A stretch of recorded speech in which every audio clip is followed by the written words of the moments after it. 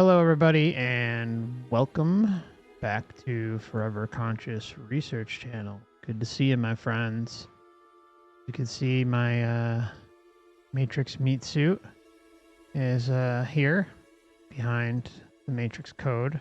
It's been a long time. I really hope you're all doing well, those watching the live stream and those catching the replay. It's great to see y'all, and I apologize for there being such a drastic reduction in public streams.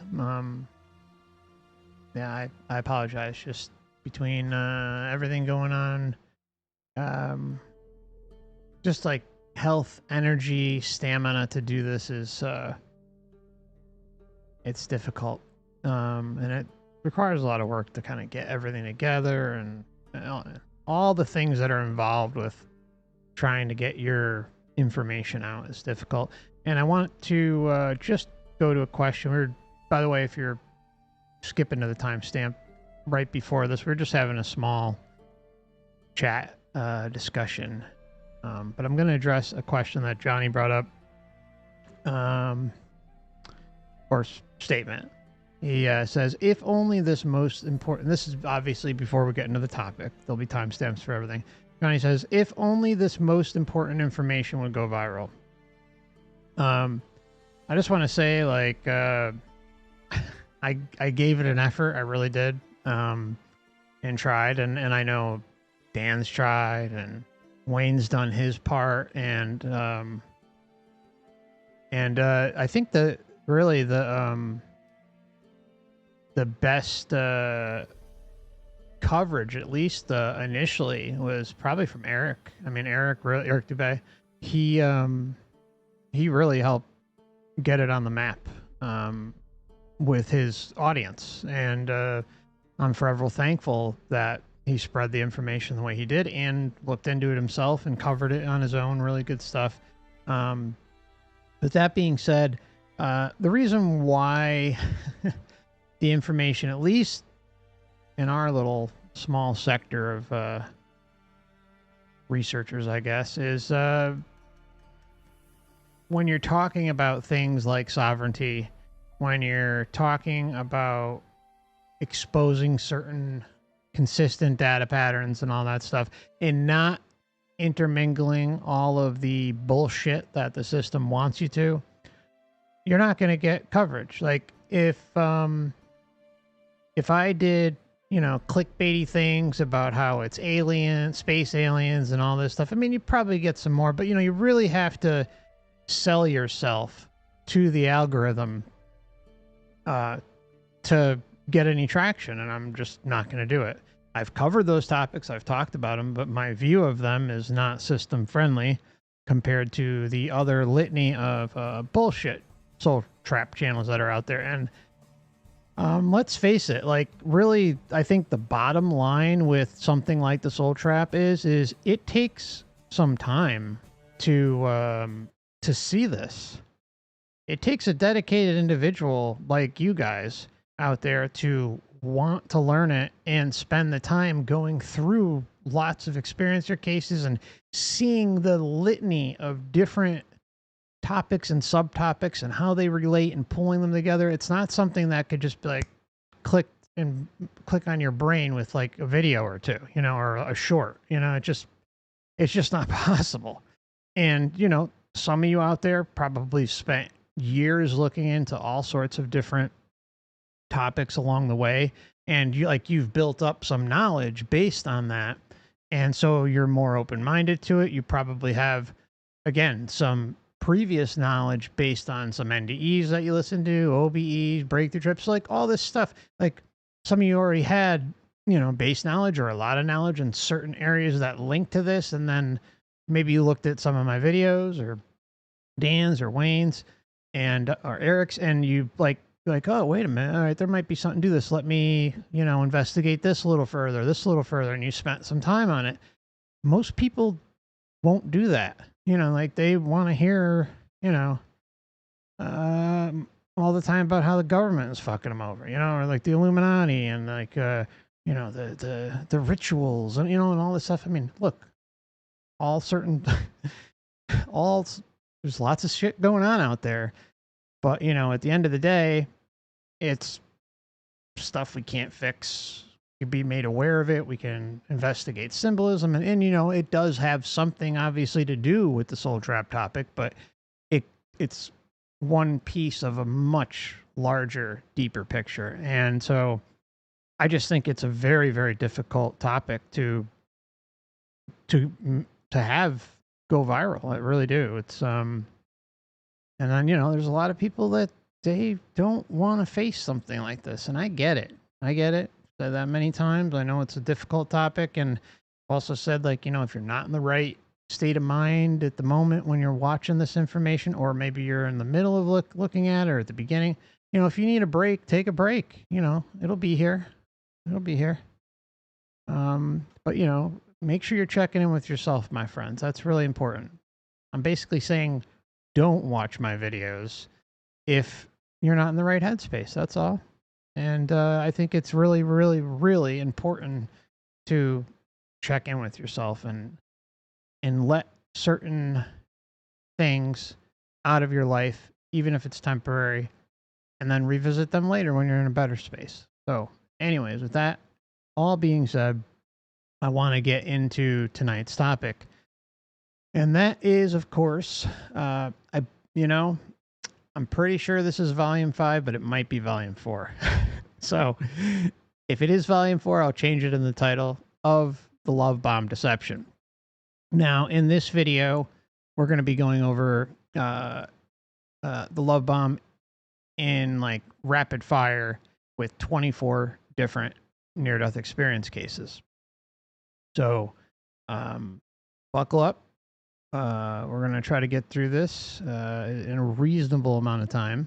And if you like what you see, you're enjoying it, feel free to subscribe and hit the like button, all that happy shit. And let's get on our way. And again, it's really great seeing y'all. Schmeckle, wow, I haven't seen you in a while, my friend. How you been? Hope you're doing okay out there. All right. Here we go. And I will include names of each experiencer as well. So then you can go and look into their individual cases if you'd like to. All right, let's roll. There was absolutely... Oh, just as a heads up, the audio in this one isn't too long, but the audio in this one is a little distorted, as you heard.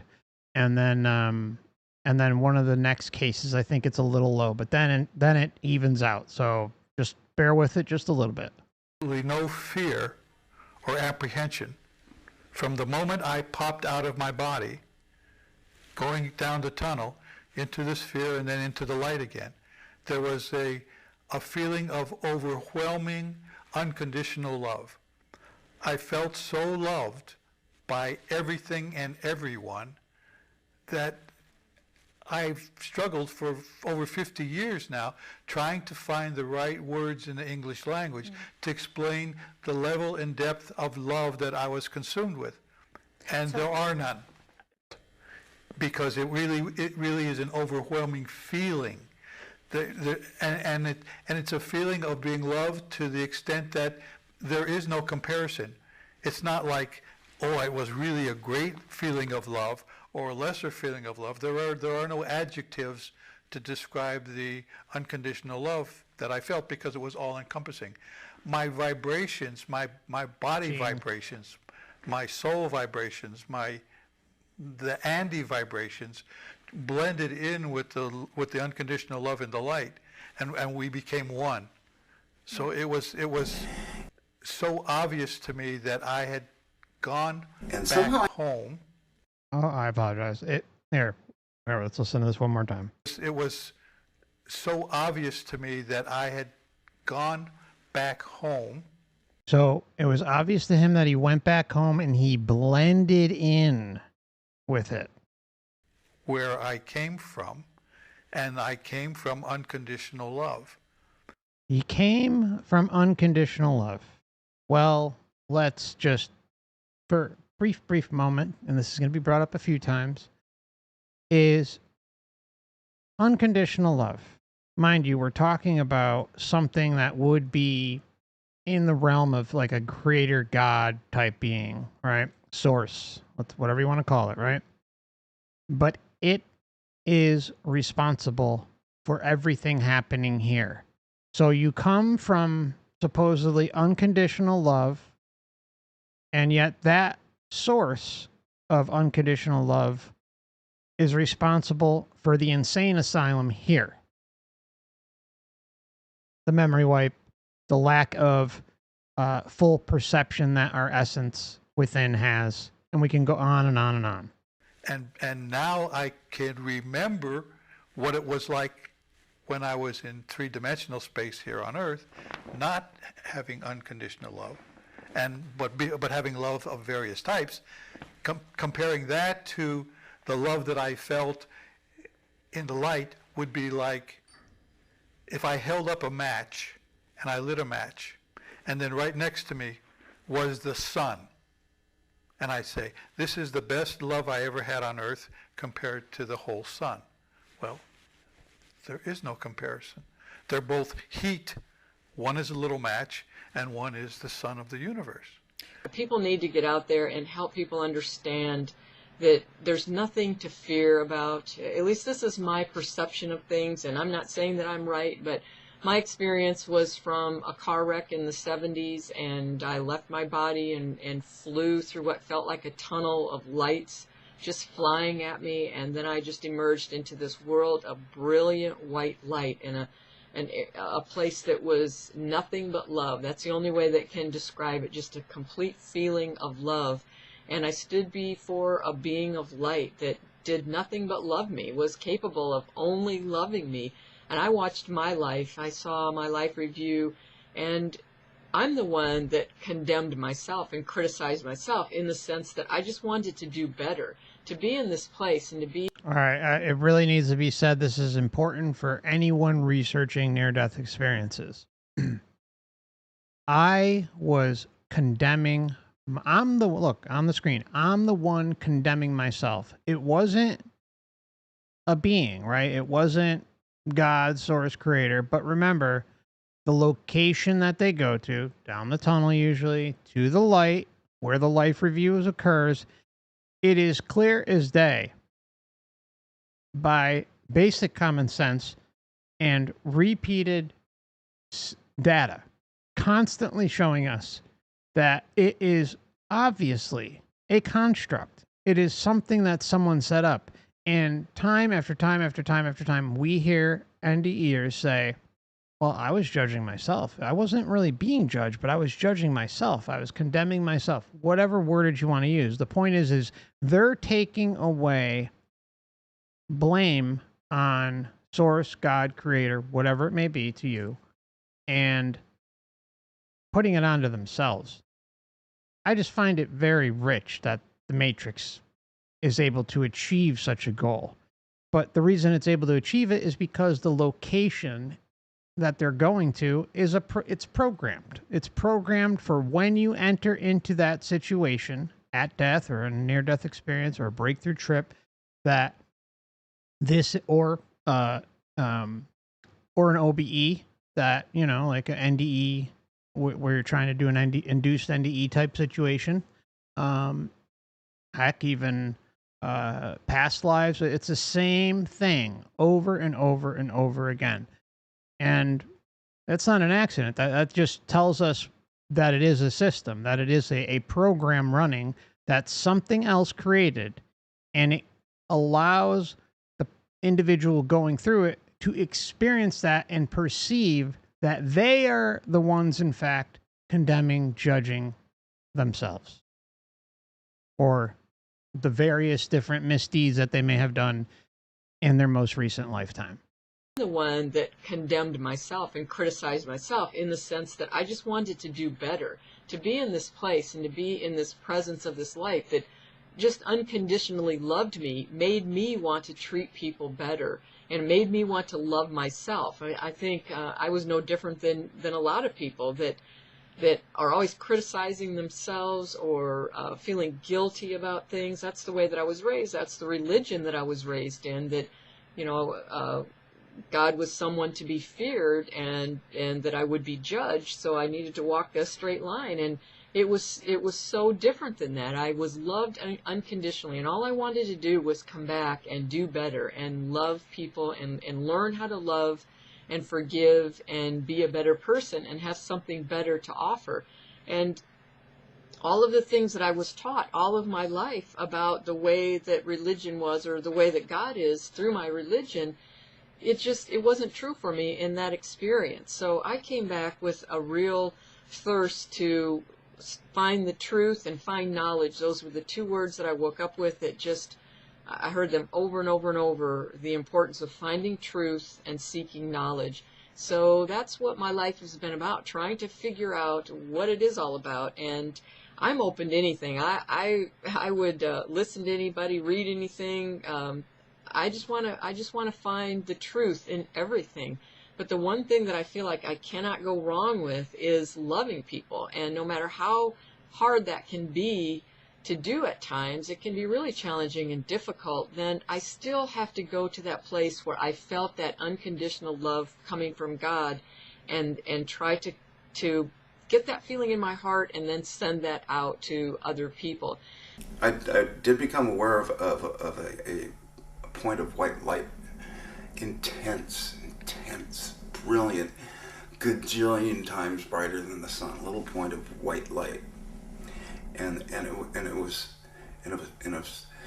absolutely beautiful. It was alive. It was like breathing, and somehow I knew I had to go there. I don't know how I knew that, but I knew I had to go there. And remember, I didn't know that I had died. I didn't remember the accident, and I still was trying to figure out what was happening. But I knew I had to go toward the light, and as I approached the light, it got bigger and more intense and more beautiful and more loving, and it sucked me in and absorbed me. And I became the light, and the light became me. I was the white light. And a lot of experiencers talk about love, about this being a place of love. And I've tried to think of adjectives to describe the intensity of this love, unconditional, pure, powerful. The only one that I can think of that works is infinite. It was infinite. It helps me to close my eyes sometimes, so forgive me, but I can go right there. It was infinite love. If you can imagine your baby that you loved, imagine like the most intense feeling of love you've ever had, or your mother or your dog, whatever it is. Imagine that, infinite, no end. So powerful and so absorbing. Wave after wave after wave of cleansing white love washing over me. And I was the light. It was so beautiful. It was so beautiful. I was told very clearly what our purpose is, and your purpose is to love. It's that simple. Hard to pull off cleanly, but you are here to love. And I'm not just talking about the warm fuzzies. Most people, when you say the word love, they think warm fuzzies. Love is a far more multi-dimensional, complex thing than just the warm fuzzies. Now, again, we have to say, I am love. I am this. Look, I've said this many times. I think love is the best thing this realm has going for it. But at the end of the day, when I'm on my way out, right, and I'm on my last breath, or headed towards that at least, bye-bye love. I'm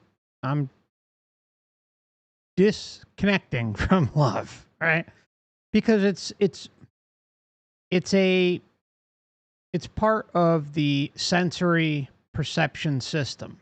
And that is part of the deception. Now, I'm not saying I know everything or have all the answers, but I am saying that is why risk it, right? Why bank on all these people who are feeding us into a direct pipeline into the matrix?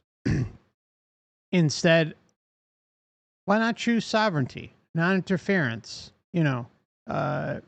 leaving this matrix and everything related in it to a realm of your own creation that is incapable of being interfered with, penetrated in any way, shape, or form, right? That's it, and see what happens. I have a strong, strong feeling that by bypassing all of this and not just auto accepting all this is truth and just and righteous and that everything as is advertised. No, instead, if this supposed, and this is the key thing, guys, this is the key thing.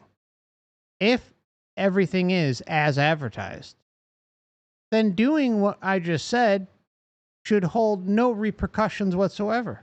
All right, fine, I'm wrong, right? But just directly complying and just going along with the show and having blind faith and belief into these programs, these systems, aka the Matrix, seems a hell of a lot way more risky than just going your own way, doing your own thing, refusing to engage with anyone or anything, taking the sovereign path through your intention as a true essence being, creator being, should we say, true essence creator being, and doing your own thing, right? And if you're wrong, you're wrong. And you can analyze and decide what you want to do after. But at the end of the day, it is completely counterproductive to just blindly believe what the system sells and just go for it, do it, and then, whoa, possibly end up back here. Or, And there's a lot of shit to be said about some of these astral realms too, right? Linked to the Matrix. So, some of them there's like classrooms, schools, teachers, and work program type things. I mean, this is not, there's parts of this that resemble Earth a little too much. It's very obvious. Everything is made out of love. Made out of it. Like, this is love. This is an expression of God's love. And if you don't like the word God, use whatever word you want. So somewhere in the process of swimming to shore is when my near-death experience deepened. And what happened was all of a sudden I heard a whooshing noise. It was like whoosh. And all of a sudden, my point of perception was no longer in my body. I mean, I was still swimming. I was still alive. I was still trying to swim ashore.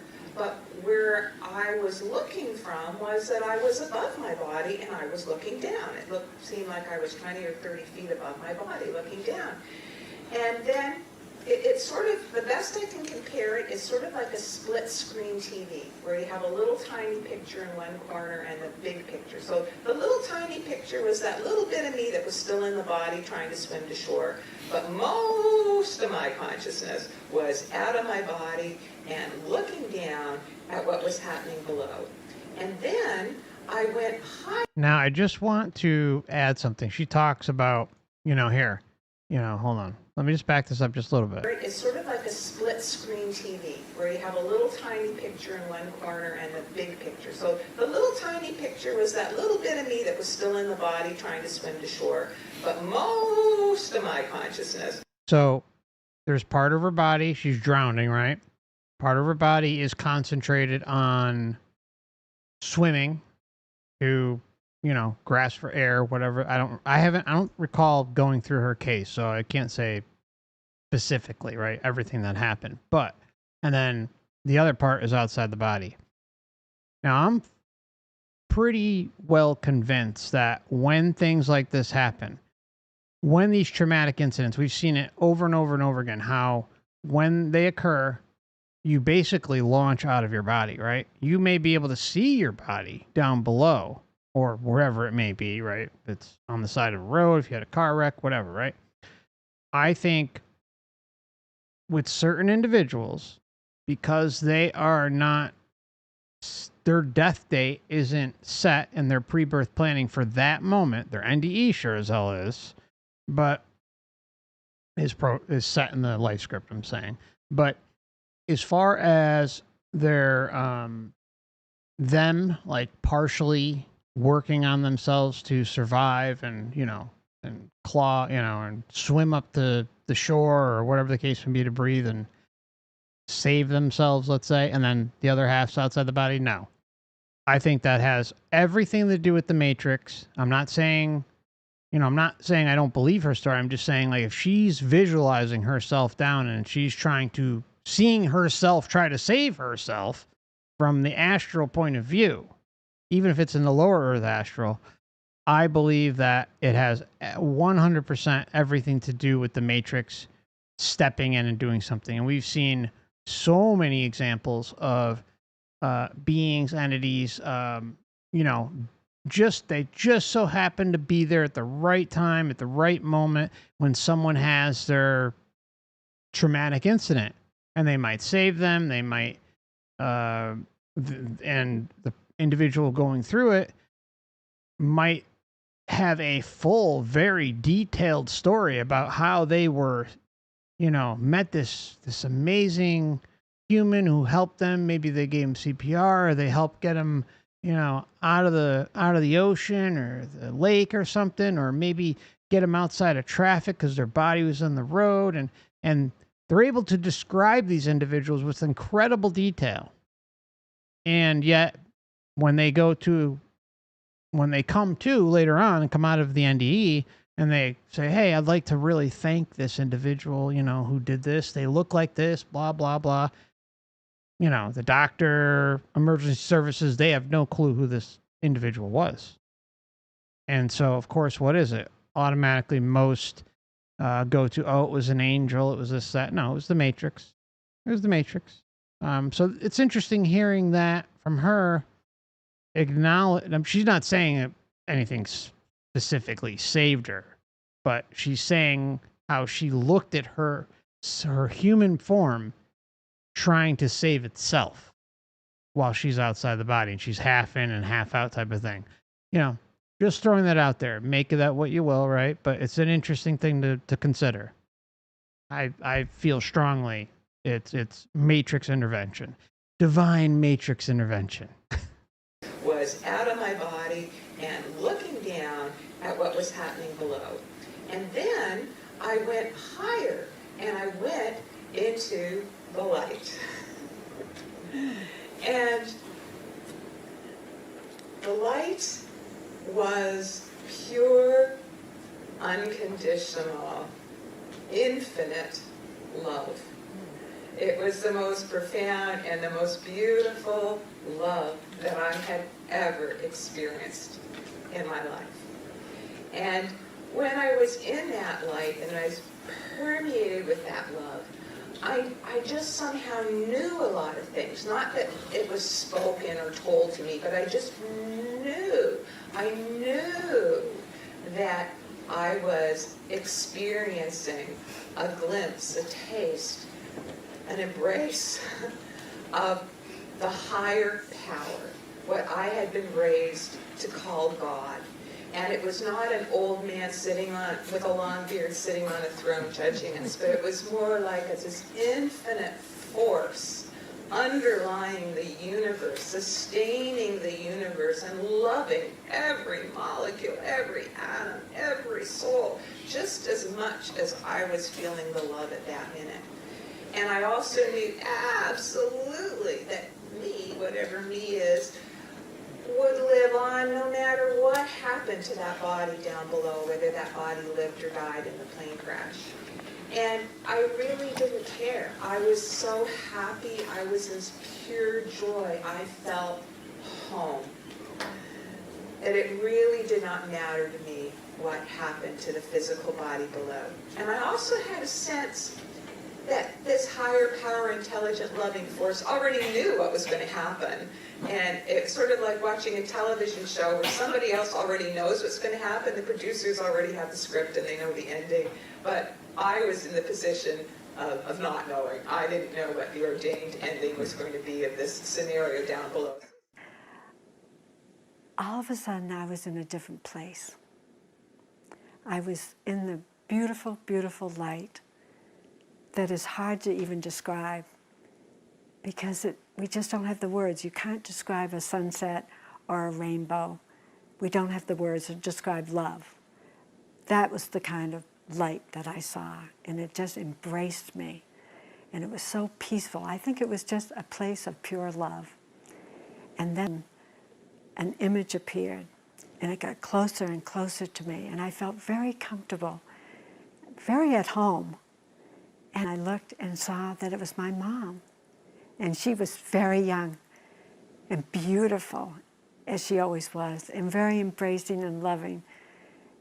And I wanted to be in her arms, but she put her hands up like a stop sign. And she said, "You know that you are loved. You know you are love, but you can't stay here now. It's not your time." And I was, didn't even know what that meant, but before I knew it, I was whooshed right back into my body. I you know, to newbies to this, I call it heaven, but that's not a good term for me. But I was in the spiritual realm. I was up on this beautiful hilltop overlooking many, many, many layers of mountains with beautiful trees all around me. And everything glowed like with a silvery, energetic undertone.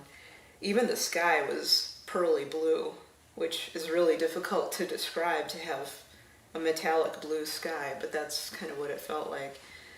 But immediately what struck me wasn't the landscape.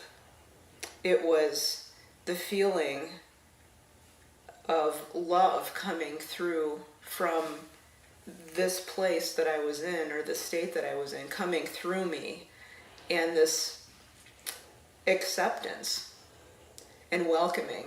And it's very profound for me, because before all this happened, I was wavering back and forth for 20 years between being an agnostic and an atheist. I didn't believe really in any of this stuff.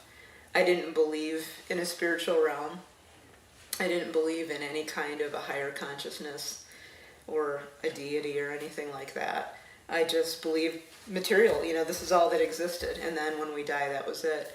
So when I woke up in this beautiful place with this love and acceptance just immediately around me, and I thought, oh my. Okay, so this is one of those cases, and I'm pretty sure I covered her case in entirety. I'd have to double check, but I'm sorry, I forgot to put the names in the chat.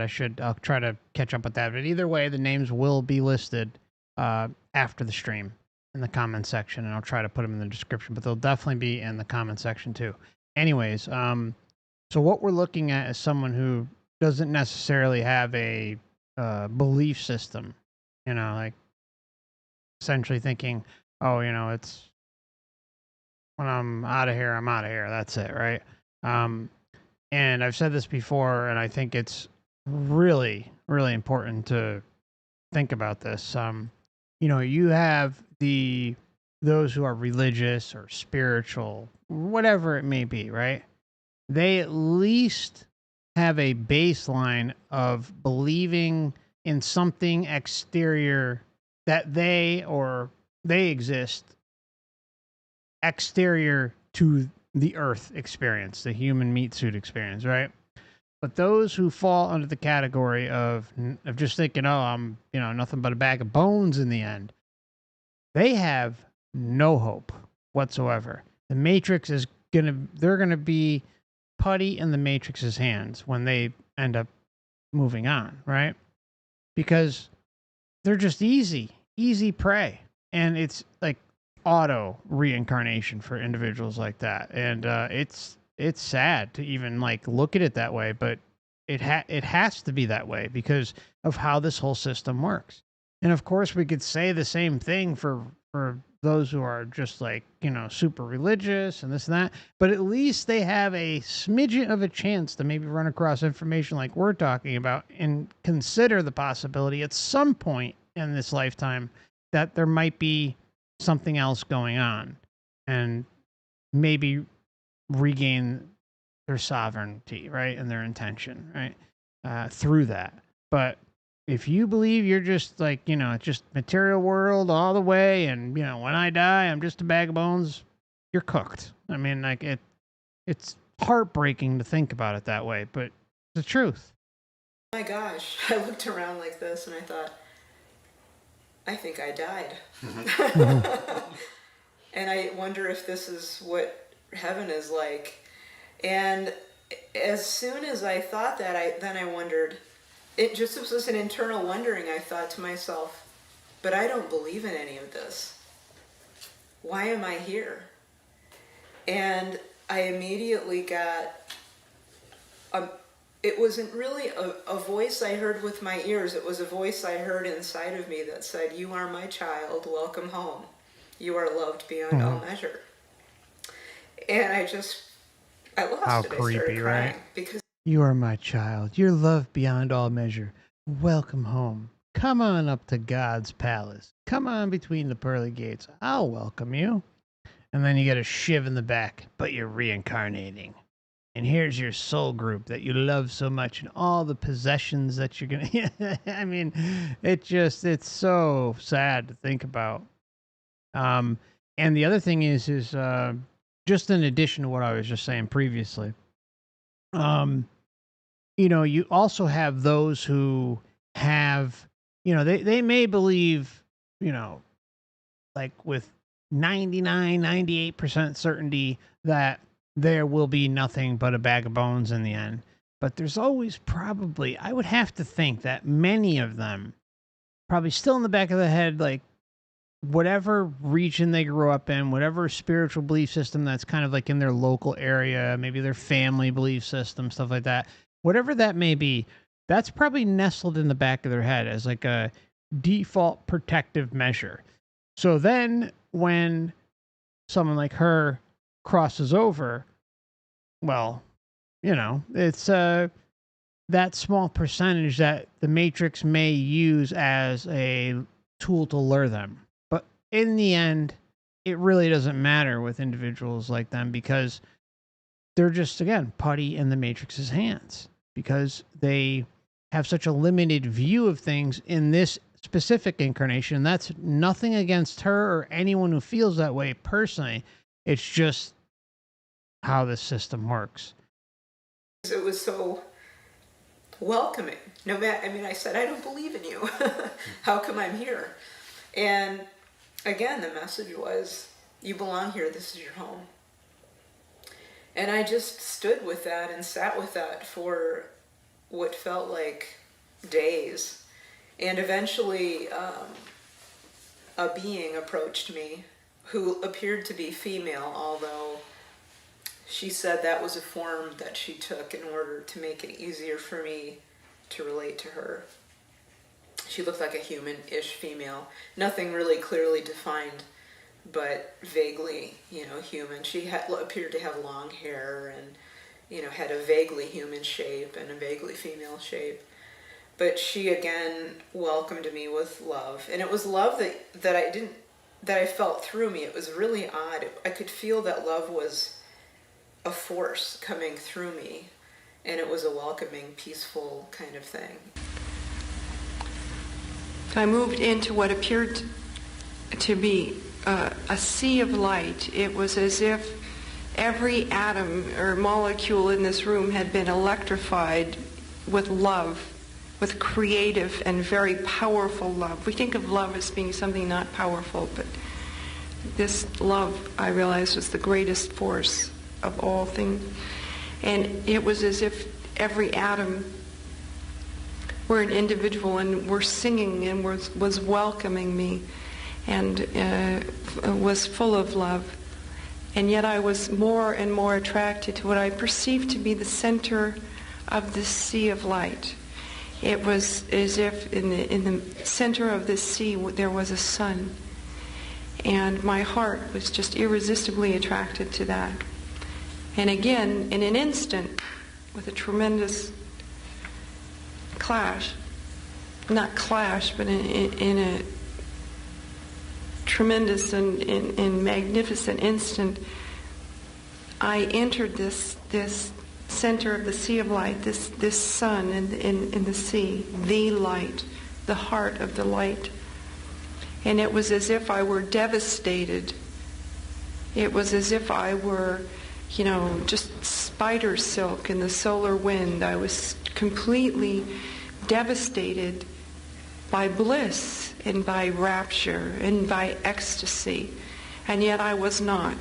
I was simply in and of, and because of that light, and yet I was, as an individual, destroyed. It was as if I were the quintessential phoenix. When you're here on Earth, people are always wondering, why are we here? What is our purpose? And you hear different people say, well, we're supposed to love each other. And that truly is the case, but it's a type of love that we humans don't really experience all that often. And I personally believe, after seeing what I saw in my near-death experience, that when we die, we don't go to hell. We kind of live in hell. And when we die, we aren't judged by others, and that I need to be more accepting and loving towards other people also. I was drawn into You a need to tunnel be that, loving to and me, accepting of all people. I don't have to be loving and accepting of all people. I don't. I put up with it, right? I have a lot of disgust for some of them. Not many, but there are still a number to be disgusted at. I mean, Christ, look at what runs this place.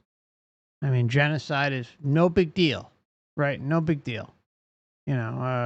All sorts of horrific things happen on a daily basis. I don't care. I don't care what their life script is. I don't love them. I don't accept them. I want nothing to do with them, and no one's going to make me, right? If some mystical creator source God wants me to be accepting of everyone, well, why don't you change the fucking programming of the human meat suit? Why don't we start there? Let's start with the very, very simple change, that this system clearly has at its beck and call to do. Yet here we are. And it continues on and on and on and on. All these atrocities continue to occur, and there is not a moment in human history where something horrific wasn't going on. That doesn't mean that love wasn't there and that, all sorts of good things were also happening. The point is at the core of humanity, there is always a force, a parasitic force at its core, trying to bring us down to the pits of hell, right? I'm not talking, biblical hell. I'm talking figuratively, right? It just goes on and on and on and on. And somehow, I've said this so many times, how can humanity not realize its history and adjust accordingly for the betterment of itself? That's because the system will never allow it. It's that simple. This system is designed the way it is on purpose because this is how it rolls. This is what it wants. It's not going to change because it's not meant to. It's not all loving. It is a big love bomb deception when you cross over. And it just bombards you. And like someone said in the chat, I think, Bit of Venom. Hey, Bit of Venom. Good to see you, my friend. Said, it's like a drug dealer. That's what we've said in the past. It's like over and over and over again. Basically, the astral is a drug dealer that is trying to push this love bomb onto us, this sensory overload. And in turn, okay, all is forgotten about everything I just came from on Earth. That's how good it is. That's how swift, you know, you die, you have an NDE, you go through the love bomb, blah, blah, and you move on. And it's like, oh, well, I'm here now. No big deal. You know, no big deal. It's okay. Give me my love bomb. Love, love, love. I want to continue. Let me reincarnate 500 million more times. No big deal. You know, instead of, you know, asking the question while you're here, what the fuck is going on? I was drawn into a tunnel that, to me, the words I can describe it are almost an opalescent blue, beautiful, beautiful. And at the end of the tunnel was a pinpoint of light, and I couldn't do anything but go toward it. And so I went toward this light, and as I got to this light, it became bigger and brighter, almost like looking into the sun, but it wasn't painful to look into this light. And the light was in front of me, and then the light was around me, and then I was in the light, and then I knew I was the light. That there, as a drop of water in the ocean is not separate, the light and I were made of the same substance. And I was home.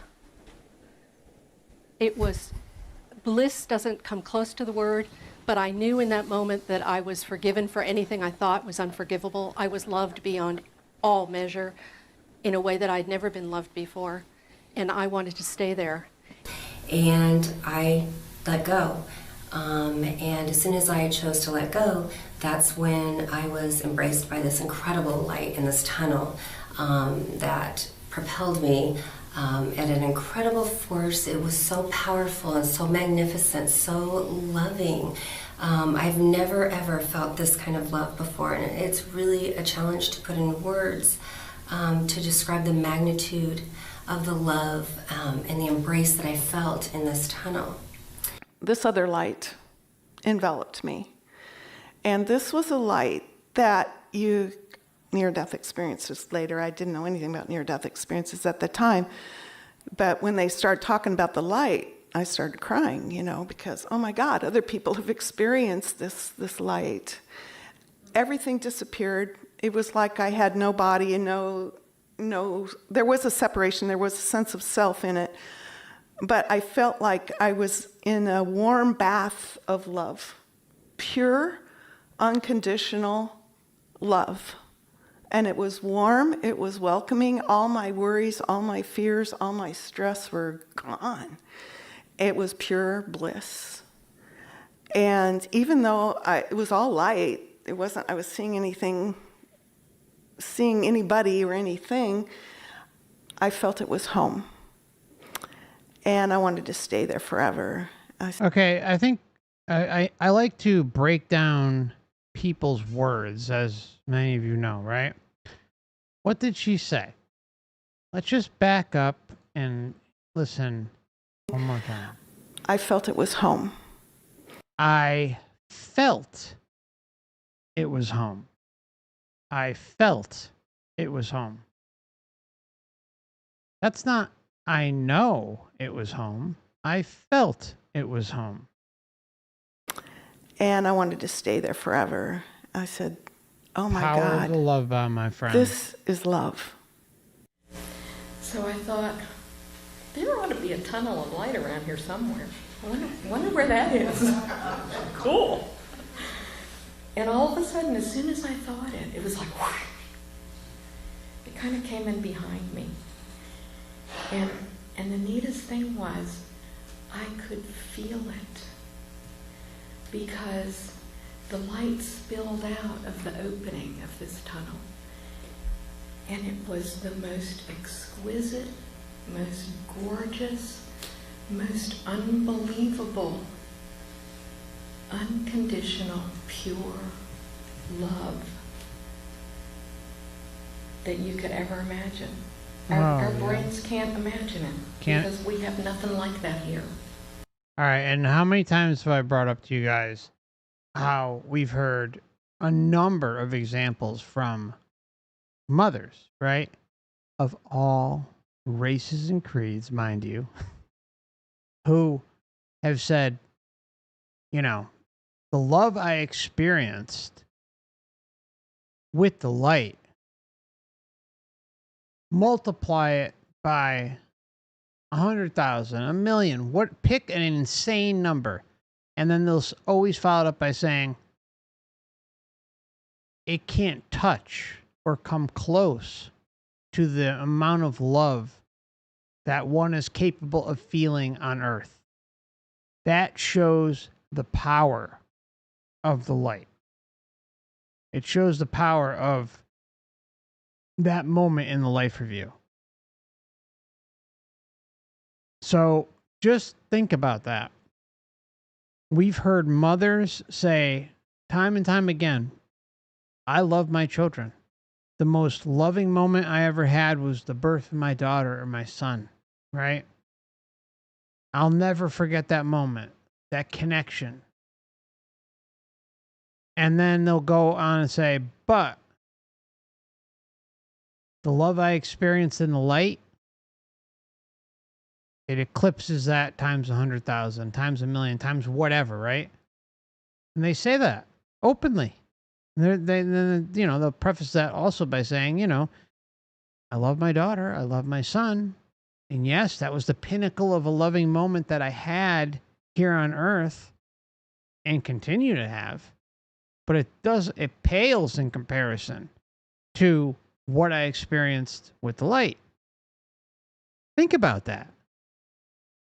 That goes back to what we were just talking about. Drugs. It's the love drug bomb. The freaking God source creator of this matrix, or the perceived one at least, is a freaking ecstasy dealer. What we have here, we think is love, but far, far too often it involves some kind of control over what somebody does. And it's not, we get an image of it with parents and children, that they love their child no matter what. And I think that's pretty close. But for most of us, we don't get to experience that very much as adults. And this was the purest it can be, and it pulled me. In the sense it beckoned me, but it also pulled me. It almost beckoned me. Key words right there. Again, it beckoned me, but it also pulled me. Now, I've had many comments, guys. Many, many, many comments say, well, how do we fight this? How come, it just pulls them or draws them or this, that? Well, these are individuals who are not looking at the big picture. It's no offense to them or anyone discussed in this video. I'm appreciative that we have access to this information and are able to dissect it and talk about it rationally. But the bottom line is we're talking about individuals who went through like the pinnacle of an experience, and to expect them to come and say, oh, well, I'm still questioning things, blah, blah, blah. That doesn't happen. I mean, there's a very, very small percentage out there I've heard who are kind of like had an NDE and like leaving things still a little open. They, you hear a lot of times at NDEs like, so, well, I kind of look at it like this or like that. But, the love bomb stuff is very, very straightforward when they're talking about it. So, again, just, there's different, we're all true essence creator beings, okay? And so in our belief systems drive our experiences when we leave here. And if you're lacking or kind of like have a little belief system on the fence or something, the Matrix, again, you're putty in its hands, like we were talking about earlier. So you can't compare the two. It's just they're not even in the same realm of perception and existence. They haven't spent, you know, hundreds of thousands of hours breaking down all these things and like looking for the commonalities and saying, hey, and looking at what's going on here and saying, whoa, these two don't mesh whatsoever. They're contradictive to one another. That disconnect is amazing to me, but yet it exists. Time and time again, we see it. It exists. Going back to the source. It was pulling me back to the source, back Pulling. from where I came. And I went through this tunnel. And when I got to the other end of it, I was in the middle of this brilliant white light and this amazing, pure, unconditional love. And the thing that I felt the most was, I'm home. Whatever worries or cares I might still been carrying were gone. It's like, I'm home. It's as if I had been working in the mines for 200 years, and I finally came home. I was home.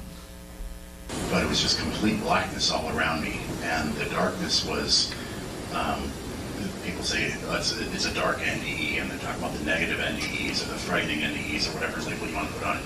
This was the most beautiful experience in my entire existence that I am aware of. I don't know if I had any before my life, but it was in darkness. And it's not a judgment or anything else, it's just, that's what it was. It was without form and void. It was completely lacking in anything aside from the darkness, myself, and infinite love. I was spinning, without moving. I was feeling like I had no point of reference. And I had no body. There was no mention of, there was no meaning to scale. There was no meaning to color or shape, because there was no color or shape. It was just infinite blackness. And it was disturbing at first, but the thing that balanced it was the love. The love that I felt in that moment of eternity was so perfect, and the love was completely unconditional. And it was more than I could possibly take in, but yet I took it in. And it was directed at me, and it was coming from the other. Okay, so just to kind of, this experience is important, really, really important one to point out. So I hear terms like the false light being tossed around, or the false void, or this, that, right? Doesn't matter. If you, this realm will customize itself around your belief system.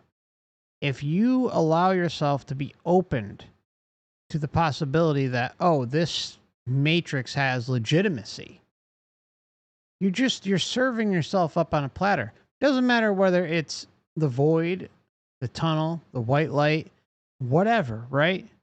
Freaking the Barack Obama realm or the Trump realm or whatever. You know, I'm just shooting shit out, right? Like, it doesn't matter.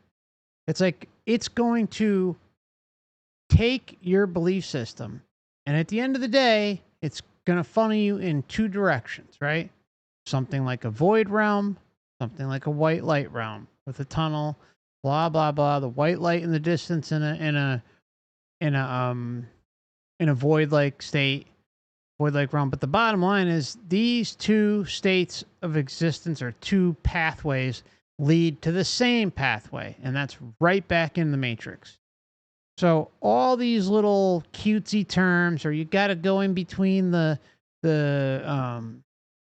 fence, you know, you got to go in between the grids of the matrix. No. All that stuff is set up and designed to get you to believe in something that takes away from your sovereign intention. That's it. You know, it's like, stand firm on yourself that you're going to reclaim you. You deserve it, right? You don't deserve to have to be toyed with or fucked with when you leave here. It's over, right? It's you're moving on. You're doing what you do. You're a true essence being. You're declaring your sovereignty, and you're getting the fuck out of here, right? Period, point blank. And you don't have to interrupt be interrupted by anything or anyone, and speak, telepathically communicate, visualize, none of that stuff. You don't have to do any of that. Because you're saying right here, right now, I no longer am going to involve myself with any of this mess, right? And you stand firm on it. You don't allow yourself to be even 0.001% open to interacting with any of the systems in play. And you'll be fine. But if you say, oh, well, what, I got to interact with this. What if they do this? What if they do that? Well, that type of thinking is not good. I'm just saying it's not good to look at it that way, because it's better to just say, hey, I'm going to do my own thing, go my own way, and what will be, and I'll figure it out when I get there. I don't have all the answers. I say that all the time. I don't. But I do know that this place likes to trick us on all fronts, and that it customizes what we experience in the afterlife to our belief systems, faith, what have you, here. The two realms cross over, and they use the information to remember every single moment of every single day is being recorded, hence the existence of a life review. I'm not saying all the data companies, even though they do that too, but I'm talking about the big daddy, the freaking matrix system, right? It's clear. And it goes back way, way, way back. We have information of near-death experiences. So, and again, it just customizes to the individual. So why give yourself to it, my friends, right? Why even open that door slightly and give them even just the smallest bit of the upper hand? Awareness that was there, and it was coming from the other awareness that was there. Best I can describe what I wasn't even a mind. I was a point of awareness. A mind has thoughts. A mind has the manifestations of the ego. The mind has so many things that we're so familiar with here, but what I was my raw essence there. It was beyond what we assume is our mind even.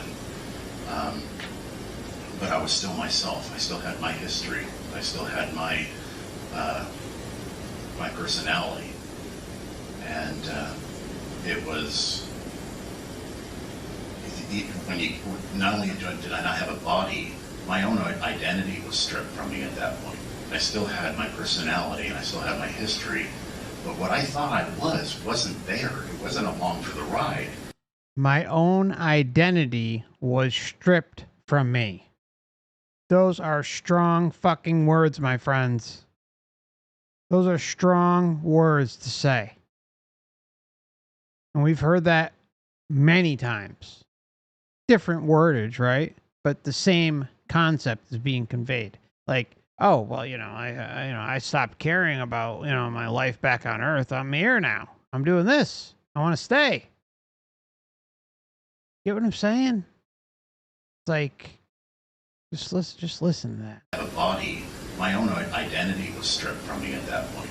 I still had my personality and I still had my history. But what I thought I wasn't there. It wasn't along for the ride. But yet there I was. It was, again, very disorienting. The space itself. Very disoriented. It's very disorientating. Right? It was disorienting, and the environment was disorienting. Yeah. But that love was what held through. The drug dealer. It was constant, and it was coming from all directions, and it was unconditional. But I just came through in that darkness, and I was surrounded by this unconditional love. And I was aware that the darkness, not really the darkness, but I'll get to that later, was aware of me as well. I wasn't alone. The darkness felt like it was cradling me, like a mother would hold her child. And the mother doesn't look at her child, the perfect mother doesn't look at her child and see flaws. She just radiates it with love, and that's what I felt there. It was a very maternal aspect of God, if you will. And then moved on to this beautiful landscape where the grass was beautiful, so deeply green, as if nothing had ever touched it. There was no death, no harm. Everything was just vibrant with life. And my soul kind of hovered above this place. I began to hear messages as I was entering heaven, like love is all that matters, all that we take with us, be like a little child. These particular messages seem simple though, and I remember honestly having a moment of like, oh God, please give me more. If I'm coming back, I need something more than a Beatles slogan of love is all that matters. Like maybe you need to give me some formulas or some gifts or something, you know, like this is not enough. Love is all that matters. But what I saw is that when I met my grandfather, he was part of the unconditional love that I'd experienced in life, and he was the only person who had transitioned. When I saw him, he gave me great peace, and I thought, well, all I have is the memories of love. When I saw him, he gave me great peace. Now, Trisha has a YouTube channel. I think her name's Trisha Baker. She's been on YouTube a while. Talks to NDEers and experiencers. She's a very sweet lady. But, you know, anyways, you know, it gave her great peace to see her grandfather. Well, what's that? I mean, that's something she clearly held within her, and the Matrix used her grandfather as a tool to essentially win her over. Because what does it have? It has access to her entire life from cradle to grave. Pre-birth planning even. Past lives, right? The Matrix knows her better than she knows herself in this moment, right? And it's using her grandfather as a pawn to emotionally manipulate and deceive her. I'm just saying. This goes to the love bomb deception. I love Trisha as an individual. She's a very sweet lady. And, you know, along with all these experiences, right? They don't mean to harm anyone. They're just conveying what they experience. And it was a hell of a powerful thing that they went through. And you can't blame them. I mean, I don't know what I would do before I started considering all this. If I had an NDE, I'd probably be just as fractured and looking at things with rose-colored glasses. I mean, it makes sense. Thankfully, I didn't have one. In life, and he was the only person Like to think that, like, you know, if you experience something like this, that you would still question things, right? Because you still live here, you still have a meat suit, you're still seeing all the insanity that's going on out there, right? All the suffering and the pain and the horrible atrocities going on, right? And of course the love. But you know what I'm saying. Was part of the unconditional love that I'd experienced in life, and he was the only person who had transitioned. When I saw him, he gave me great peace, and I thought, well, all I have is the memories of love with him. I don't have the memories in that place of his dying form, of what he looked like when he had leukemia. I just remember his soul's desire to write stories to me, to connect with me, to be that loving grandfather, to be that figure in my life that showed me that I was important.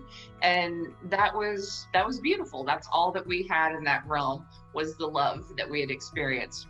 When he looked at me and he said, "Do you want to continue on?" I knew this meant go to the light of God. So I just flew, and my soul just like went towards, and God looked like this bright light. But it was more than a light. It was intelligence. It was a magnet. It was something that changed me. I can't describe how It was a magnet. It changed me.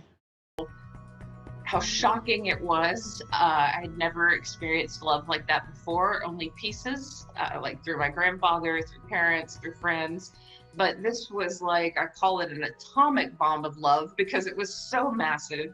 It just hit me. And I thought, wow, in physical form, we spend so much of our time not loving ourselves, not being happy with this circumstance, feeling anxious, we just spend so much of our time not really understanding that we're connected to the greatest love that we can imagine, and that we can all feel okay. We can all feel this bliss, that this is kind of our divine right and what we deserve, no matter how we've been treated in childhood.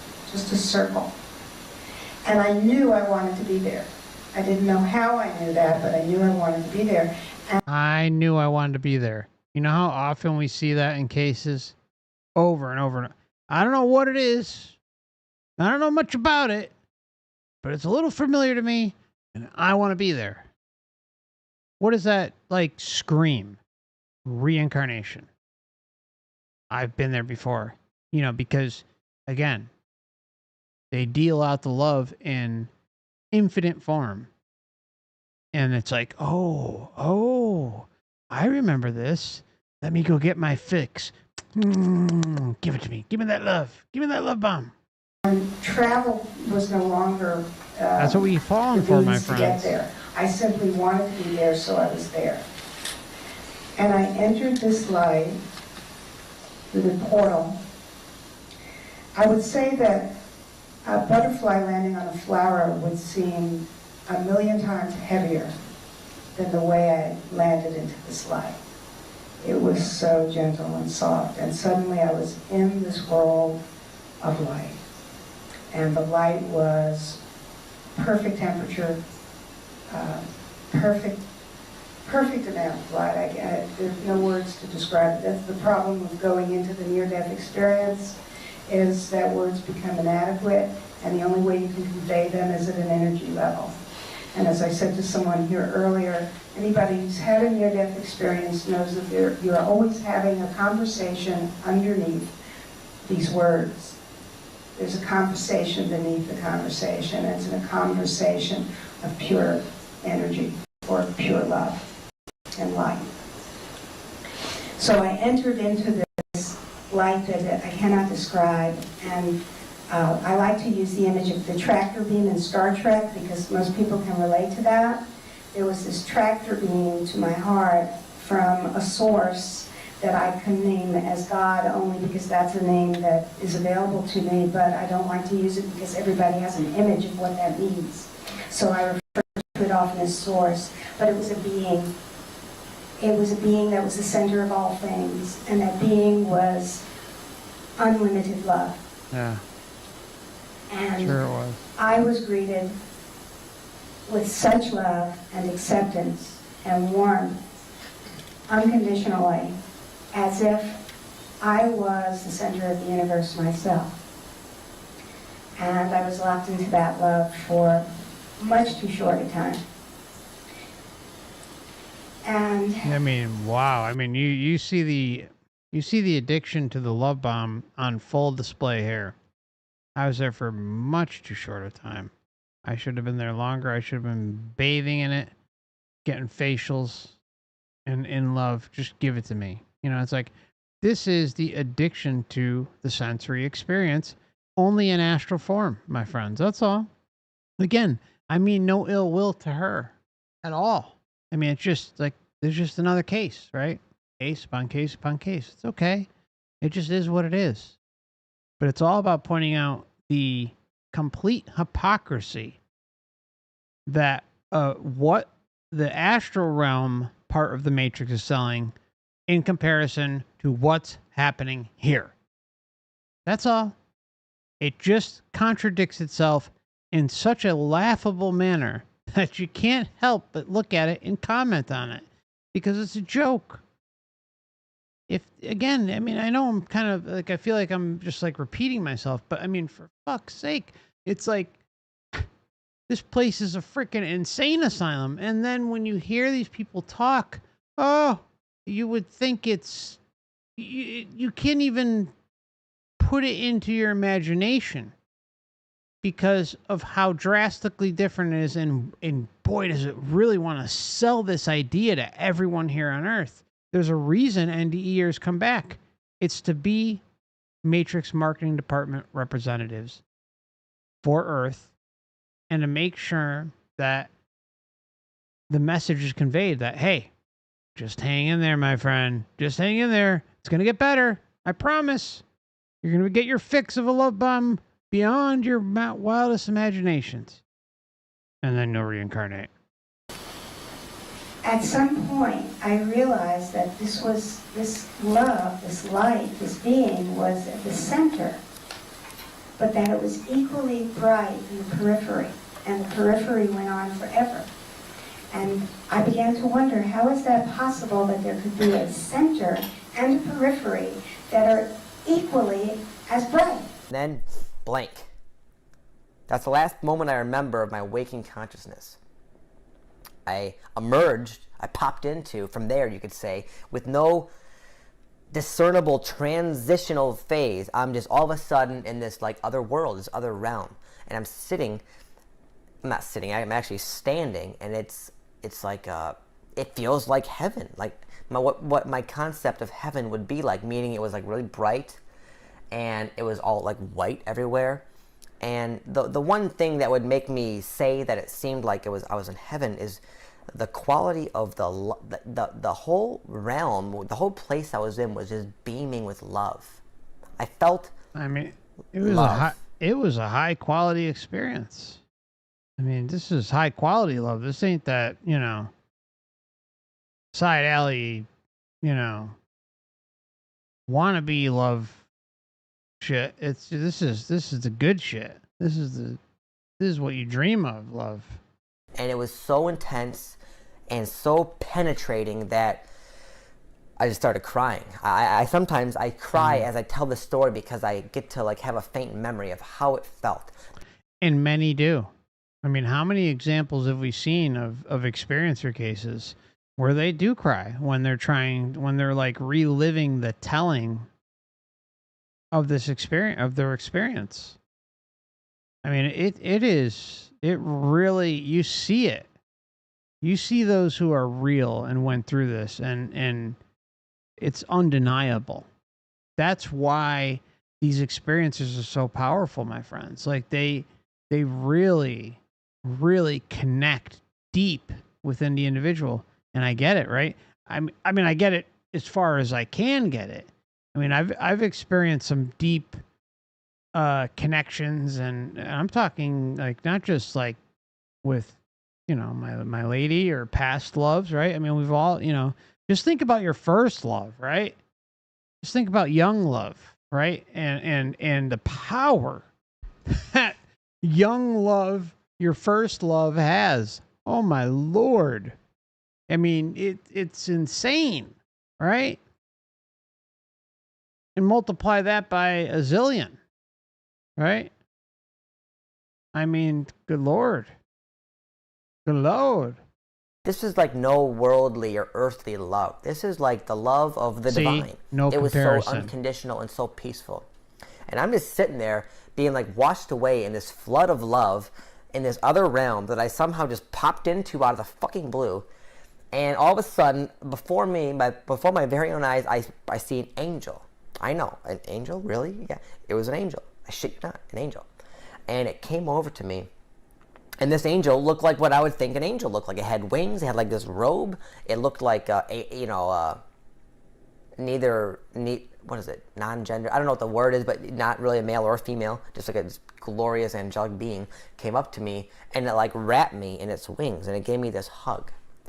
And in that moment, the love I was feeling that I thought was the most intense love I've ever felt in my entire life exploded times a million. I just felt like I remembered that I was from there, or from a place like that I am a divine fragment of love, that is my true nature, that what I was experiencing in my life is a temporary illusion and just an experience that I chose to have. All these, like, it didn't come in the form of like remembering things. I all of a sudden just knew that. I just knew that.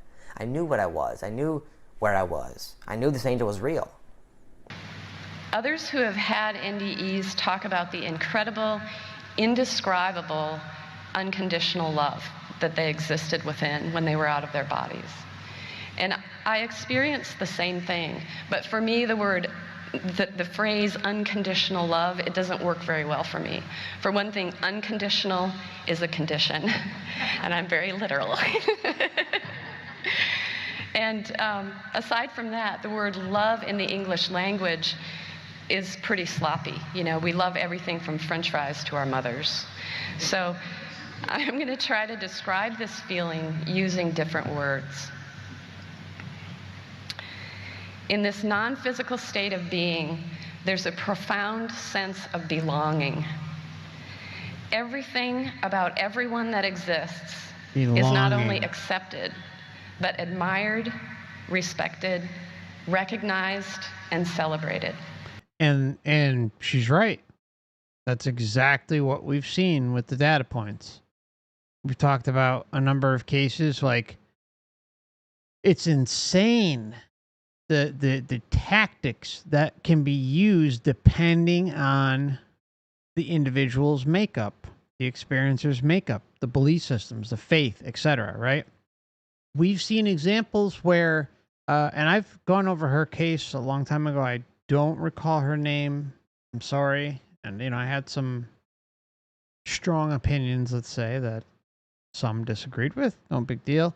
Or not, opinions, thoughts, possibilities.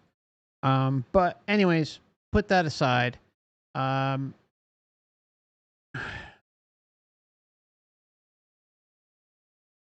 We've seen examples where the Matrix rolls out, let's say, for lack of a better term, the red carpet, and where the individual will enter something like they'll die, right? They'll have an NDE.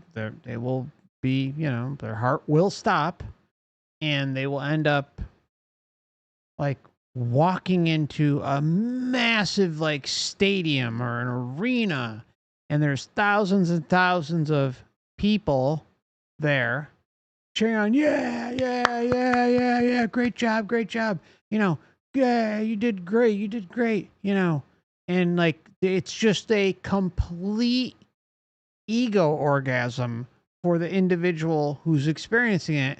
Massive ego boost, right? And they are thinking, wow, oh my God, so this is why I went and dealt with all that bullshit back on Earth. I had a mission. I had something to do. I had purpose, reason to do everything that I just did. That is the lengths that they will go. That they will present a scenario where there is a filled stadium or an arena, whatever, right? That is filled with people, and they're all cheering on you or whoever, right? To, oh my God, well, welcome back, great job, you did great. There's no other explanation for those things occurring than to deceive. I'm sorry. Why is it so different that someone would have a customized experience like that? And there's a number of those. It's not super common, but there's enough of them out there where it's like, whoa, what the hell? And it's an ego boost. It's clearly designed to suck people in, or experiencers in, to believe in what the Matrix is selling. There's no doubt about it. Anyways, enough. There's a cooperative, co-passion for being that permeates everything that I experienced. Everything there is effortless. It is just so easy. It's blissful, and it's filled with a joy that is so fundamental, it's only really remarkable from outside of that state of being. So imagine that everything you have ever thought, imagined, experienced, dreamed, or created was recognized to be valuable. To you, yourself, and to everyone else, to all that exists. And as I got to the end of this tunnel, I came into a world or a place where flowers were huge and the grass and the colors were so vividly beautiful and vibrant, and everything was alive. The grass, the flowers, and I realized they're alive in this life, but that's not what I'm talking about. They were alive in a way that they were communicating and part of me, and I was part of them. And I was somehow moving over this scenario when I was taken into a place, and I don't remember by whom, but I was taken, guided into this area where a bright light in the distance began to get closer and closer. And as the light got closer and closer, it just encompassed me in a full way that's not really possible to explain here. It wrapped me in a feeling of total peace and comfort that I had never known before and have never known since. And as this happened, I rapidly began to ask questions. Now, when I say ask questions, this isn't in the way we communicate in this world. It was as if the second I began to think the question, the answer was given to me in a multitude of ways. I would know it from its history, for its reasons it was happening. For instance, I said at one point, what is the meaning of life?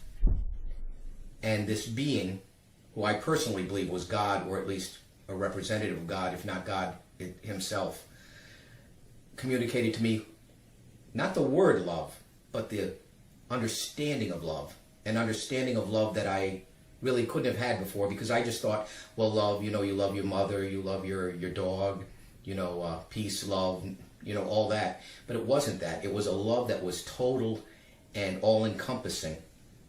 I felt like I was in this void or in outer space. It didn't feel scary, but it was black. Then I immediately felt myself go into the tunnel. And it was very black, very dark in the tunnel. I wasn't scared at all. I was moving very fast. It was exciting and it felt exhilarating. The tunnel ride was very quick, and I popped right out of the tunnel and I was immediately in the white light. The light was so bright and beautiful and powerful that it took me a minute to adjust and understand what was going on there too. As soon as I started to settle into it, I understood that it was heaven. As soon as I settled into it, I realized it was heaven. It was heaven. I started to feel the light more and feel the energy of what that was, and I immediately felt this overwhelming sense of unconditional love. Love like I have never felt before.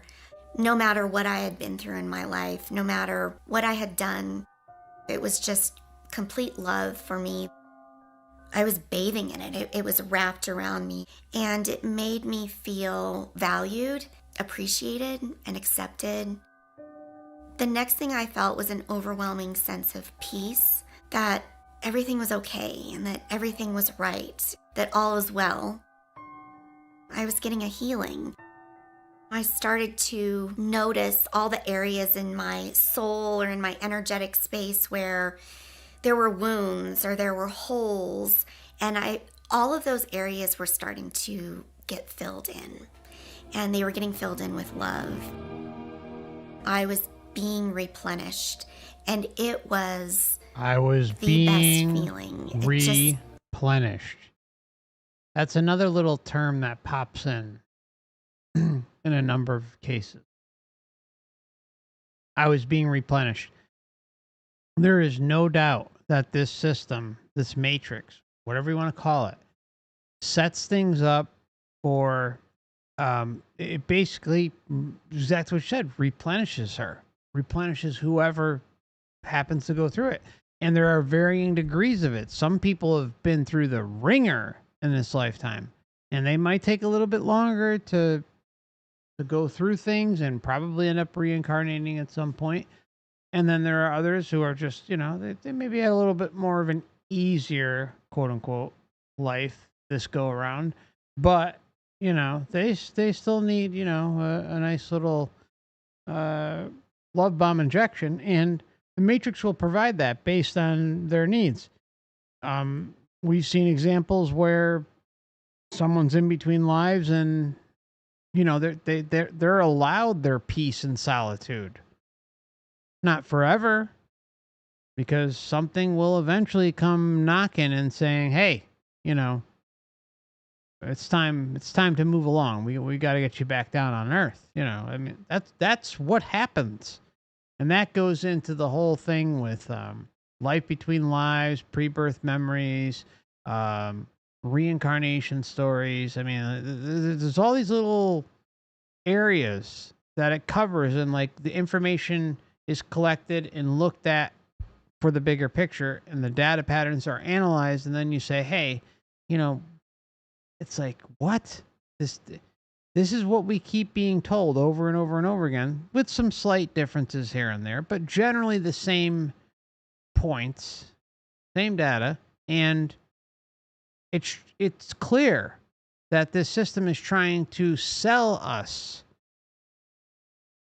itself, to believe in it, to give faith and belief in it, so that we don't ask any questions and say, hey, something's wrong here. Something's wrong here. You have this going on Earth, but yet you're doing this in the astral and you're trying to get me to believe it? I don't think so. Made me feel like this is who I am. This is who I'm supposed to be. This is what my soul is all about. And as that was happening, I was also getting the sense that this white light that was all around me, that was taking such loving care of me, that I am that white light. I'm not separate from it. I just had the illusion that I had always been separate from it. And so while I was a part of it, I really sensed that separation being healed as well.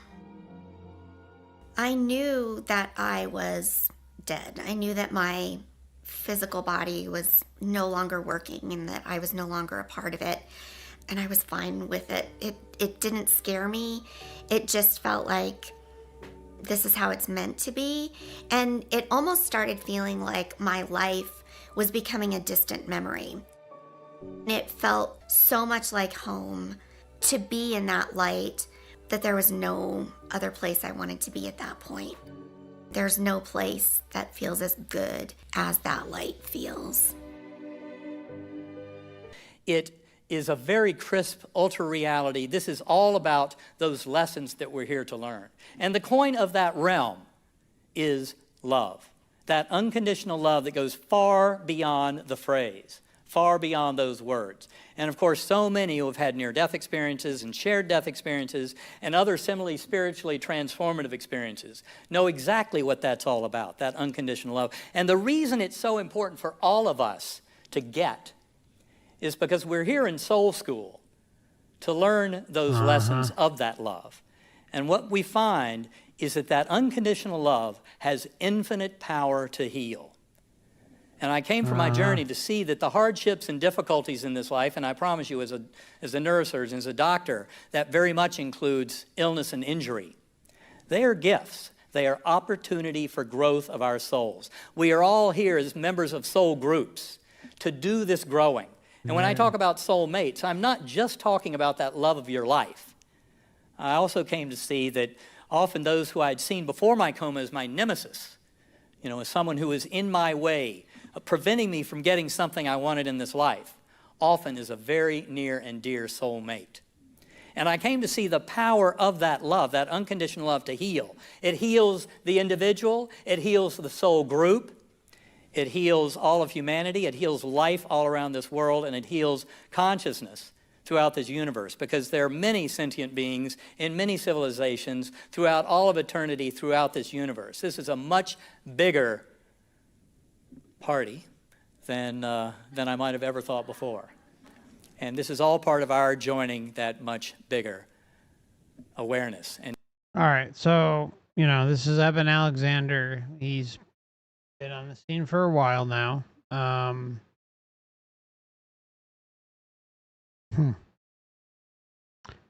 I've been very careful with my coverage of this individual.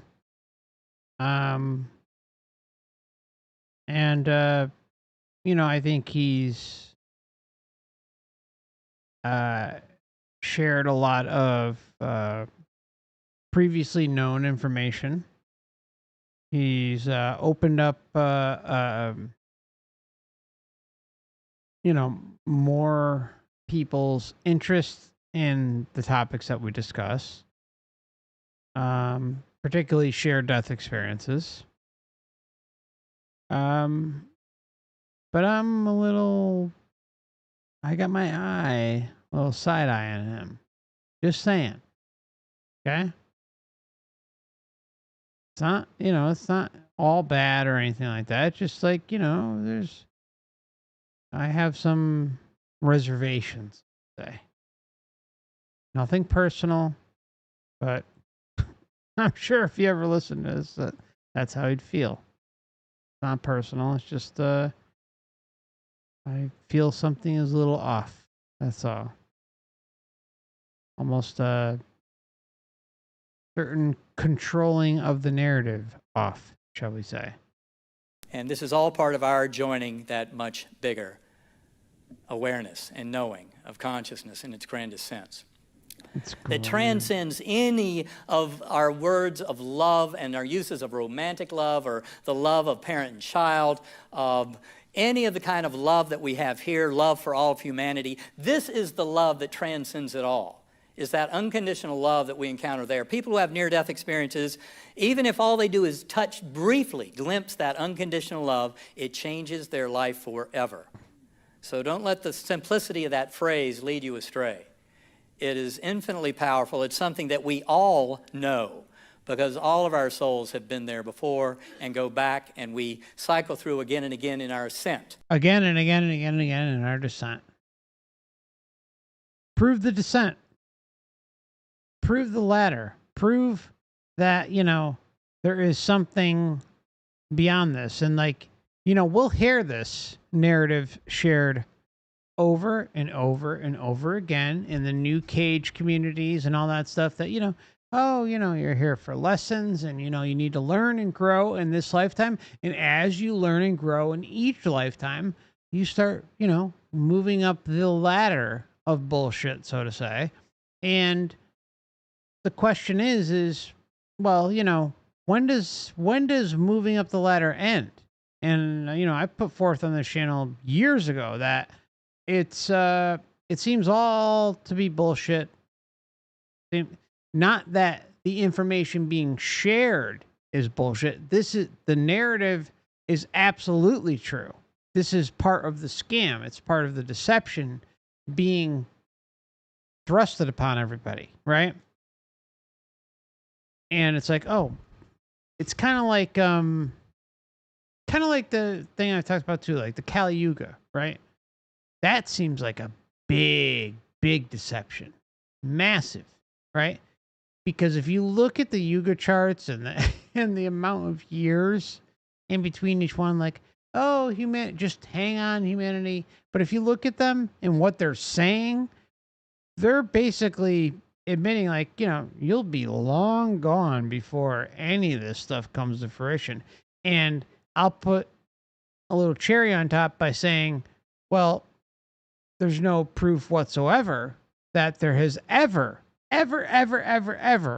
been, like the golden era of humanity where everyone gets along, everything's great, blah, blah, blah. Doesn't exist. It's just not out there to be found.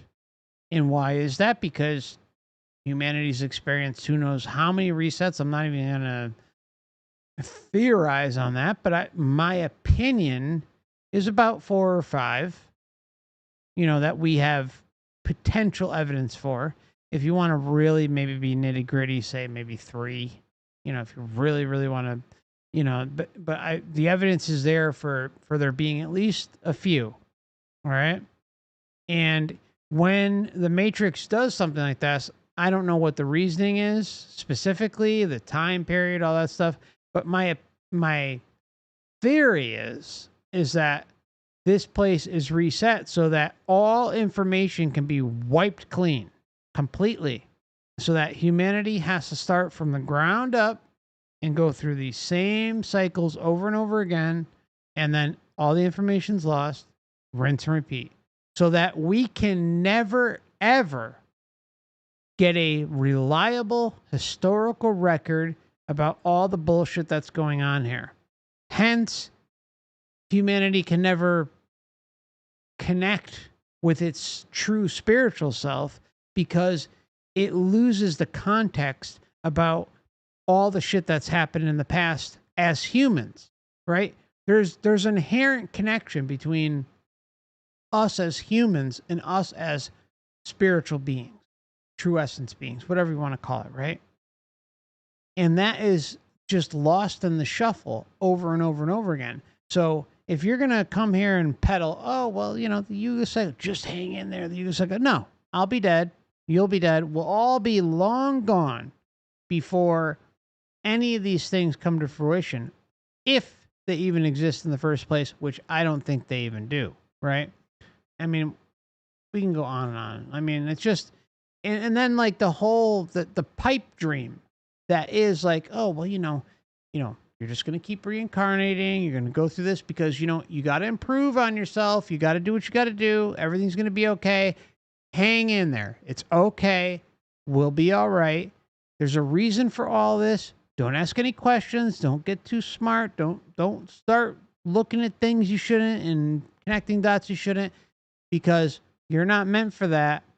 And, well, what happens? Then you get people like us, right, who start to ask the big questions in this nut house, and you say, well, something's not right, and I'm not going to believe a goddamn thing you say anymore, right?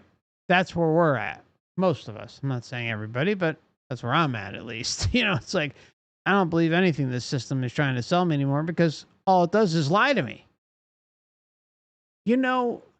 I've said years ago, right, that if they were smarter about how they approach this whole thing, they could trick a lot of us for much longer. I really feel that way. Like if they just weren't so fucking goddamn parasitic in this place and how they run it, I think we really could be taken for a ride even more. Like for a number of lifetimes. But they're too greedy with their loosh objective, or whatever the hell it is, right?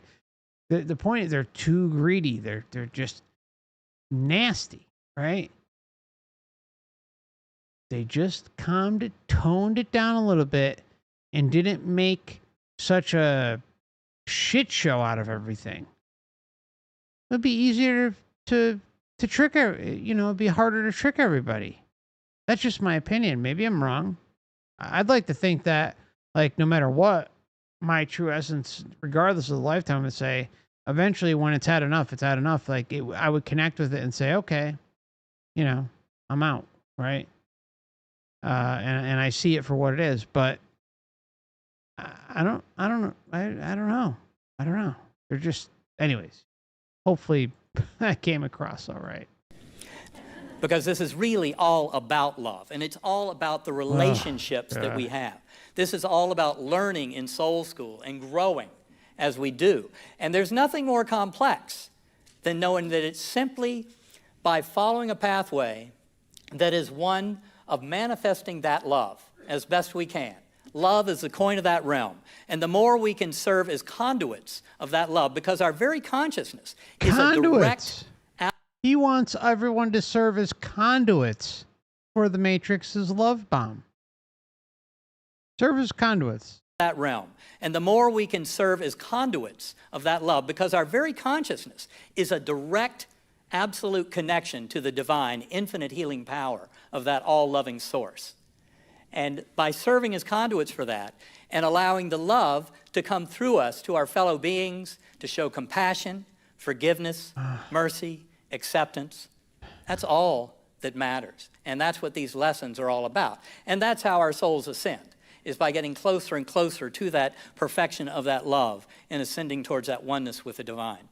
I looked down to check my body because I'd seen how ripped up it had been from the accident, and everything was fixed. It was back in place. There wasn't even a single scratch or bruise, you know.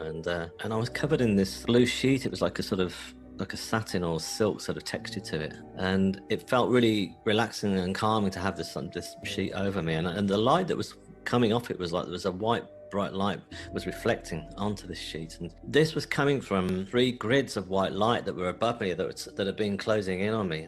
Light that was coming from these grids was just so intense and beautiful to look at.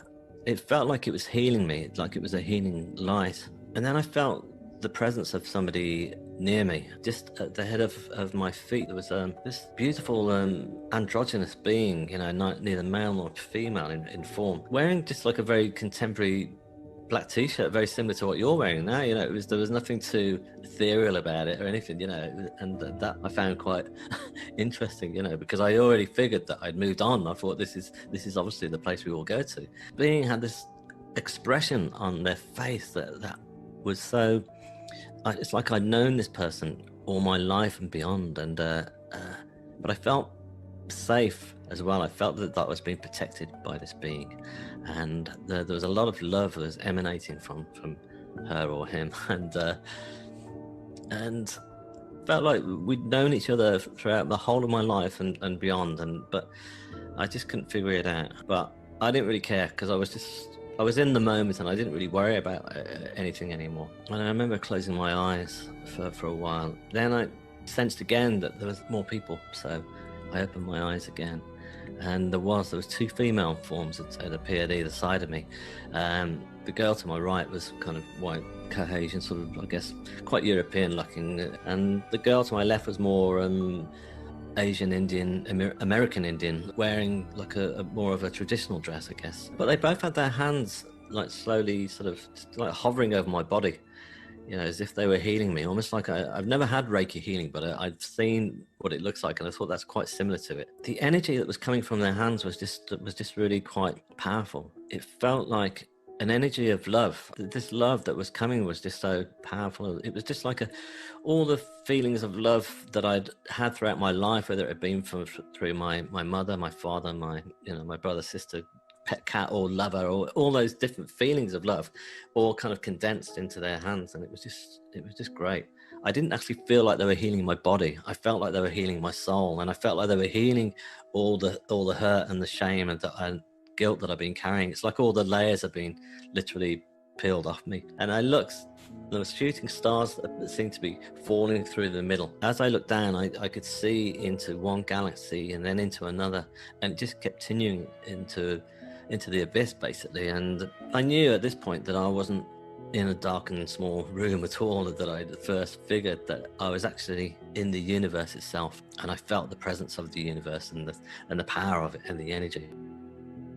So as I turned back over, I remember laying there, I felt another presence, but this wasn't really like the presence of people. This was something else. I felt all the energy that I was talking about, the healing energy of love, was now turned up. It was like somebody had turned the dial up hugely, and just ahead of me was this tunnel of white light.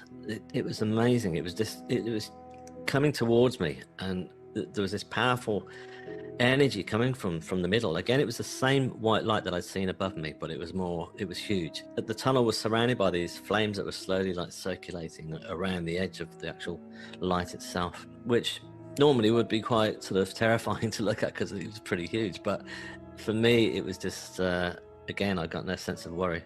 I just knew straight away that this was the source of all creation that I was looking at. This was God, you know, this is where it all comes from. It's not a guy with a beard on top of the Vatican ceiling in Rome. It's this huge tunnel of white light. The energy coming from that felt like every part of my body was just vibrating throughout from this energy of love that was coming from it. It almost felt as if everything went away and then I became part of everything. I was part of that. I was part of everything out there. My son had melded into me. I had melded into what I call God, and we had literally became one. And then just all this knowledge, truth, comprehension, everything came flowing through me in a way where it was very, very intimate. It was very, very personal. I didn't see the future. I didn't see, the creation of the world. What I experienced was my life and what had happened in my life. And I saw all the things in my life that were beautiful, all the things that were painful, all the things that I judged as mistakes. I saw things that I judged as wrong, and yet in this beautiful embrace, there was no judgment. I saw that it was all unconditional love. It was as if not just, the being that held me, but the entire universe was saying, look how much we've loved you. Look how much we've supported you. Look how we've honored your life. Look how we've... Can you believe the audacity? Look how much we've supported you. The utter audacity for this system to say that to someone who's lived the human experience. I don't care how good or bad your experience was here. Can you believe the ego on the system to make such a statement? And again, this is something we've heard before. It's not new by any means. Look what we've done. Look how we have bent over backwards for you. We've been there the whole time. Yeah. Say that to the child getting bombed right now. Their whole family being eviscerated.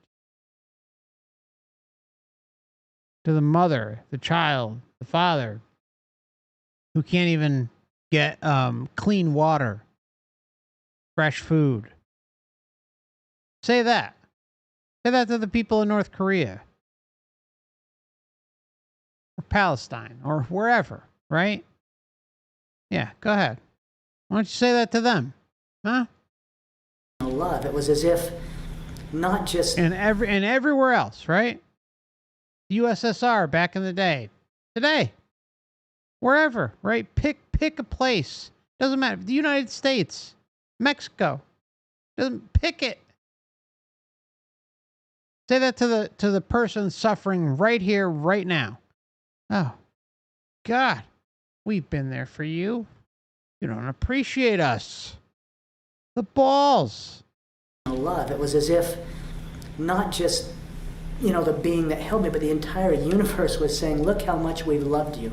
Look how much we've supported you. Look how we've honored your life. Look how we've allowed you to go and learn and choose and grow and be. And it was absolutely unconditional love. So everything I saw was very, very... bullshit. Loving. It was perfect. I realized that my life was perfect, even with the pain, even with the accident, everything that had happened.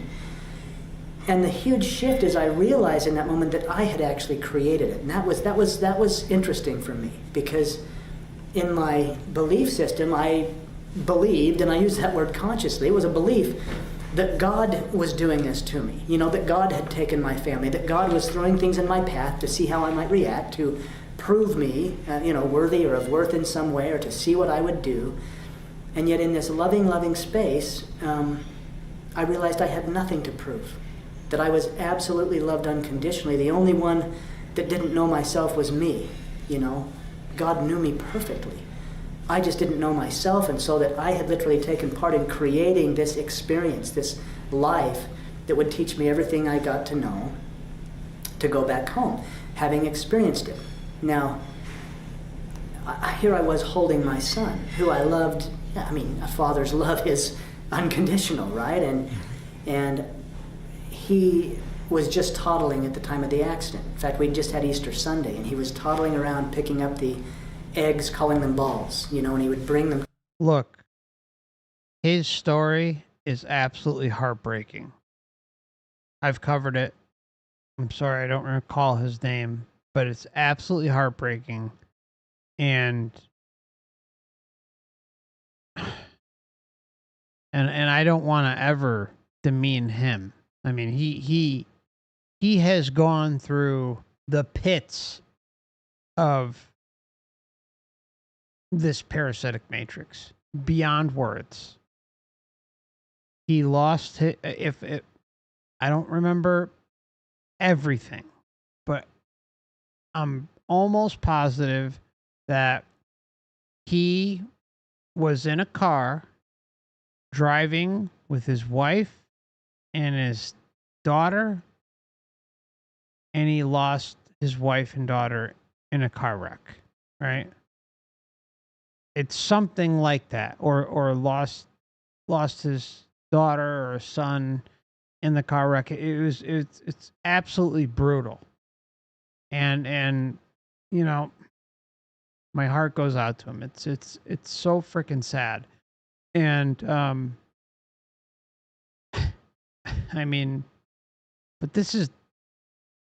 but shouldn't that be like a big red flag to everybody listening, like saying, hey, these things happen every day. Families lose loved ones every day. My mom lost her boyfriend to a car wreck, right? He was older, but that doesn't matter, right? I mean, the bottom line is these things happen. And the situations, the conditions are present here on Earth, right here, right now, have always been here in their various forms, depending on the timeline, right? Depending on the era someone grows up in. But the bottom line is these conditions have been here forever. And my heart goes out to this guy. It's such a incredibly sad story. And the Matrix worked him like a fiddle. Sunday, and he was toddling around picking up the eggs, calling them balls, you know, and he would bring them to me and say, ball, ball, and he was so perfect to me. And yet I realized as I held him, as this toddler who toddles around and falls down and bumps his head and the snot's rolling down and all that goes with it, that the same love I felt for him was simply magnified to what I call God, and God held me in that same light. In fact, I was here slobbering and snotting and falling down, but he was saying, look at my son, he's walking. Look at my children, they're learning to walk. They're taking their steps in this life, this thing we call life, simply growing and progressing and learning and remembering who they really are, which is part of me, which is divine. And that was the most powerful part, is I realized, and it's been very difficult for me to say this, but in those arms I realized, number one, that I was perfect. I mean, that my life was perfect, that in his eyes I was absolutely perfect. And that I was also divine, that I was part of that we were truly connected, and that I was divine, and that the divinity within me I had forgotten, but it was still very evident. And therefore, if I was divine, then we all are. We're all divine. We're all perfect, and we're here placing all kinds of judgments on ourselves, yet the universe just champions the process of our learning. It champions the process of our learning. Okay, so if we come from, and you know, again, I found his name, it's Jeff Hulston. I definitely covered his case, but I tried to look up and find you guys the link, and I can't. I must have not put his full name in the video. A lot of times they're in the topic of the day area. So if you're looking for specific experiencer cases, and you're going through my videos, you know, just look in under the topic of the day, and you can find whoever it is. And I'll be sure to include a full list of everyone in this video today in the comment section after the video concludes, after stream concludes. But his story is it's heartbreaking, absolutely heartbreaking, and he's a warrior. There's no other term you can apply to him other than warrior. But he's also indirectly turned into a Matrix marketing department agent, but he doesn't know. I have nothing but respect for him and all these experiences. It's sad. It's sad. But this is, I mean, the Matrix used and abused him to the max by taking away his child. And they spit him out and helped put him on stage to share this stuff. and say, oh, it's all part of a bigger purpose. What bigger purpose? I mean, I have two friends who lost children. One, was a miscarriage, which of course is always heartbreaking. And then one who lost a child at like 3 years old, right? There's nothing you can say to someone who goes through that. It's you hug your friend and your loved one or whoever may experience something like that, and you just hope that they could somehow find some sort of happiness and joy in their future. But when you're kind of in that moment and it doesn't go away, it's just kind of like from what I've seen, you kind of just exist, and you try to do the best you can. And then some fall into certain spiritual belief systems, or have an experience like Jeff did, and they're able to rationalize this stuff and not necessarily question, the vast differences between the earth realm and the astral. It's sad. It's absolutely crushes your heart to hear stuff like this. And yet, just another day in the Matrix, guys. That's the sad truth of it. That's the facts. All of a sudden, I didn't go through a tunnel. I didn't have an out-of-body experience, although I think that's what was going on to a certain degree. I'm not really sure. But all of a sudden, I am in a different dimension, and my consciousness is seeing this golden light, right in the center, just unbelievably beautiful. And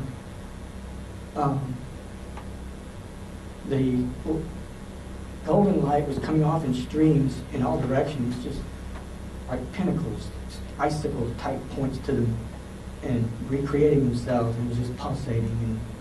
And I knew I was in the presence of God. And the gold was so beautiful. It makes the finest gold you've ever seen on earth look like a 1,000-year-old nasty rusted nail. It does not compare to the gold here. It's just a completely different quality. I don't even know how to explain it. That's the problem. There are no human words to explain to you what it's like. But I'm going to do my best.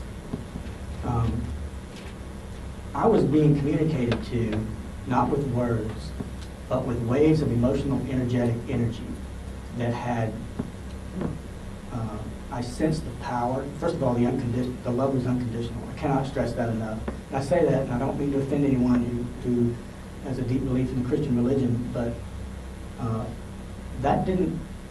what I experienced, that love that I experienced, did not fit with the story I'd been told of how Christianity works. And because I knew the love was unconditional, flat out unconditional. And I wish I could go around and touch people and just have them experience that degree of love like I did, so they knew what I'm talking about.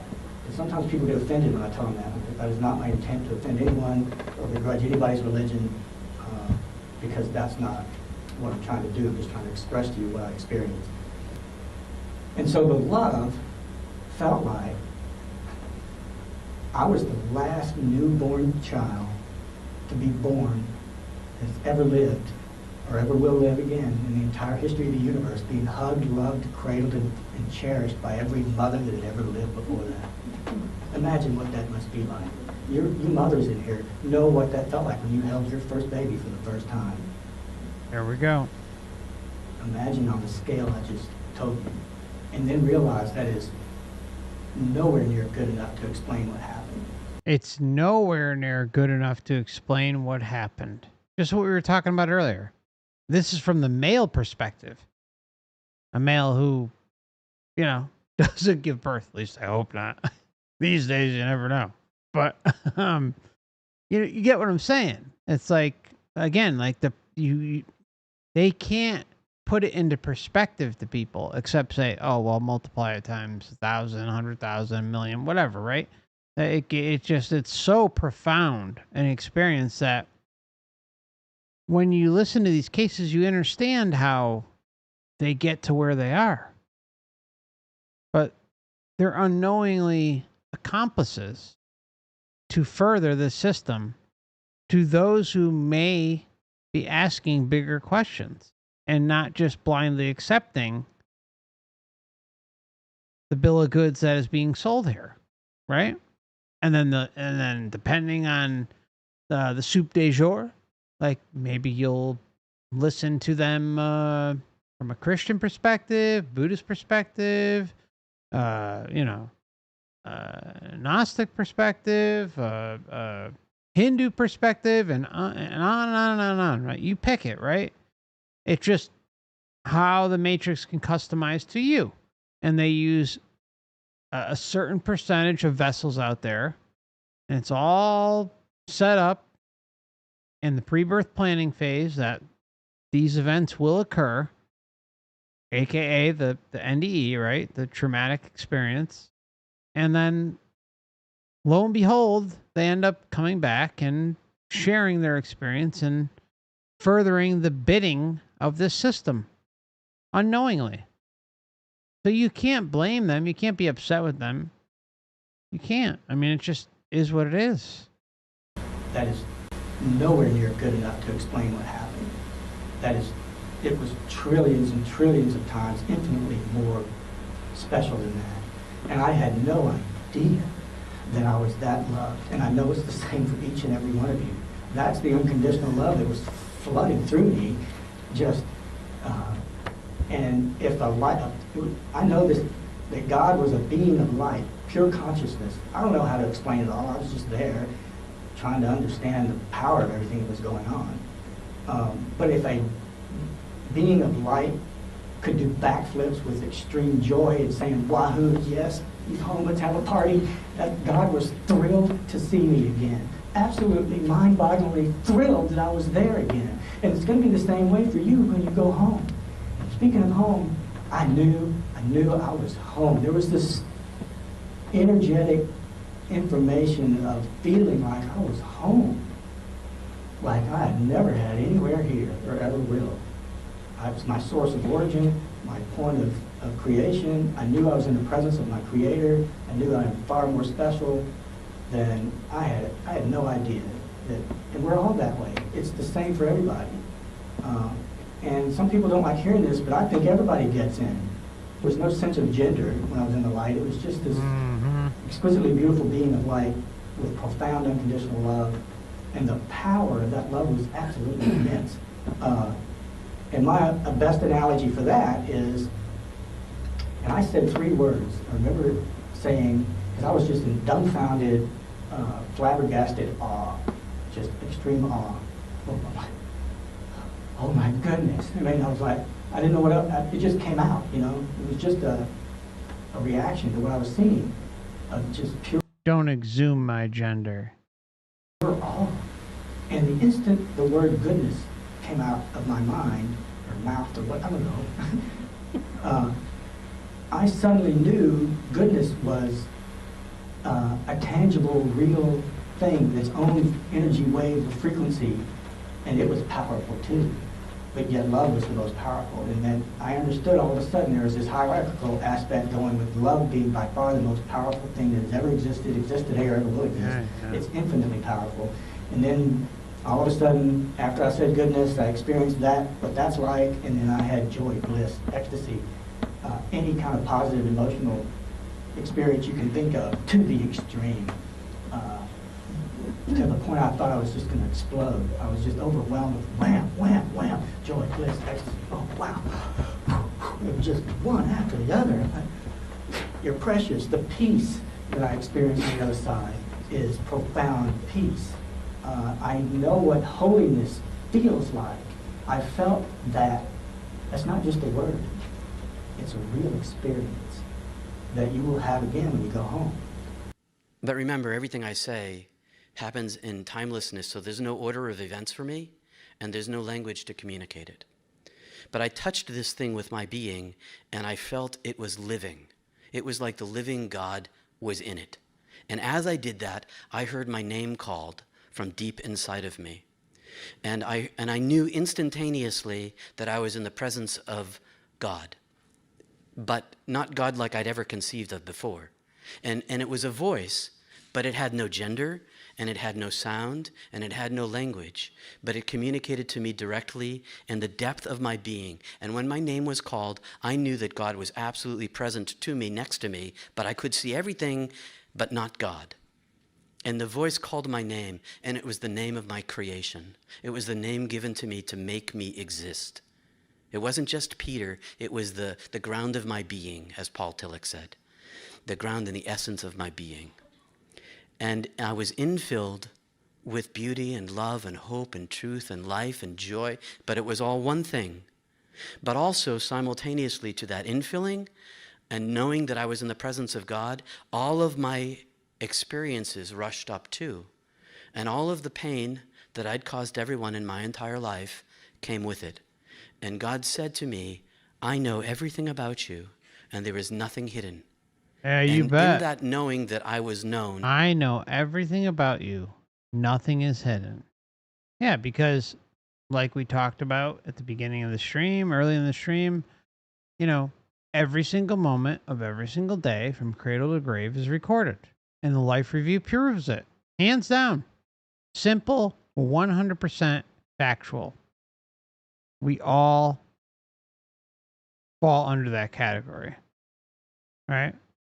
Doesn't mean we have to oblige it when we leave here at the time of natural death, but bottom line is it's happening. to me, I know everything about you, and there is nothing hidden. And in that knowing that I was known, I experienced a life review of all the people that I had hurt in my life. I experienced all of the pain that I'd ever given to every single person. Take a guess, who's judging himself? Of my entire life. I didn't look at their pain. I lived their pain. And it was the pain that I gave them intentionally and the pain that I didn't even know that I had given them. And I remember that my sister Cynthia, who had not run away, was prominent in this. Because Cynthia was very close to me in age, and Andrea was older than me. And so Cynthia and I, we tussled a lot. And I caused her an immense amount of pain. And I describe it now as hell. Because it was so much suffering. I suffered so much suffering that I had given away, intentionally and unintentionally. And I judged myself as guilty and shameful. And it was everything that I'd ever done from the moment of my birth to intend and not intend to hurt. And I conceive, because I'm a Christian minister, I conceive of that as sin now. The pain that I gave to people. And meanwhile, as I was going through this experience of self-judgment, the voice was saying to me, I know you. I've always known you. You are my creature. I made you. I make you. I love you as you are. I have always loved you. I loved you into being. I love you with all the pain you caused, and I love you without it. I love all of you. And none of this is a surprise to me. I know this about you already. And because I felt shame at my actions, in comparison with the infinity of love, I judged myself guilty. And I was forgiven. Jesus talks about the kernel and the chaff gets burned off in the fire. Sort of like that. And then all of the pain was gone. And I was left with only love and beauty and joy and truth and hope and compassion. All one thing. And I got to bring with me into heaven all of the love that I'd ever given away. And all of the love that was ever given to me. I got to bring with me into heaven. Think it's a cube, guys? All of the love that I'd ever given away. The black cube? And all of the love that was ever given to me. And that was the treasure of myself. There you go. Cube. So God swept me and showed me all of earth. And in showing me all of earth, I saw that the length of my life was the wink of an eye. And timelessness, time has no meaning. And I saw every human being on earth, individualized, And I saw them loved in the same way that I was loved in heaven. And God said to me, in the way that I love you now, you know that I've always loved you. And it was self-evident to me that God's love is the size of the cosmos, the billions and billions of years that the universe has existed. And the greatest love I'd ever experienced in my life was a speck of dust. Oh, here In we go. With comparison, the speck the of dust. immensity and infinite love of God is unbelievably overwhelming. And that's the love I'd always been loved with. And I knew that to be true. And I knew that every single human being was loved in the same way. But the difference between the human beings and me was that they couldn't see. They were still in the world with a veil, not knowing the immensity of love. Couldn't know it. Not built into the structure, but still loved nonetheless. Brilliant. And God showed me my parents in particular. Bet And he I could see did. their faces, and I could see their suffering. And God said to me, all will be well with them, because all has always been well, and all will be well, and all is well, because I love them. And you know this to be true, and I knew it to be true. That in the end, my parents would no longer suffer. Sleep well, Ed. Because in death, they would be immersed in the ocean of love. We're about to wrap it up here. I think actually we're at the end. Yeah, we're at the end. All right. Yeah. So there we go, guys. That was it. All right. I appreciate you all, and glad we were able to sneak in a stream together. Just as a reminder, the monthly member live stream for July is, well, technically today at 8 p.m. Eastern. Those of you who are members or interested in signing up, feel free to check the description. And I'll also be sure to include the names of all the experiences in case you want to research them for yourself. You're more than welcome, obviously.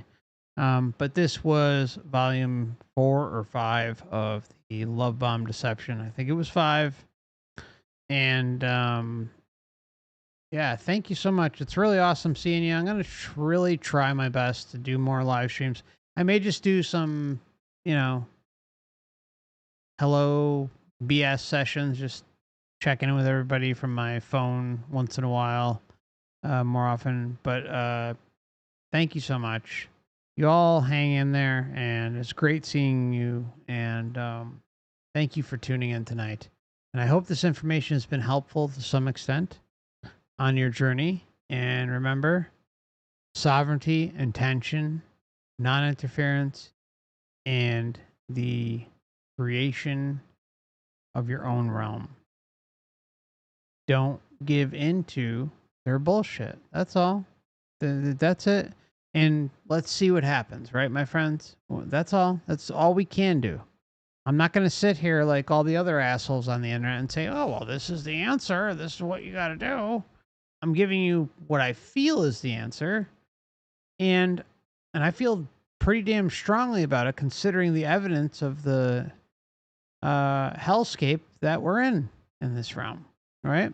And how it's completely, the opposite in the astral and what they're trying to sell us there.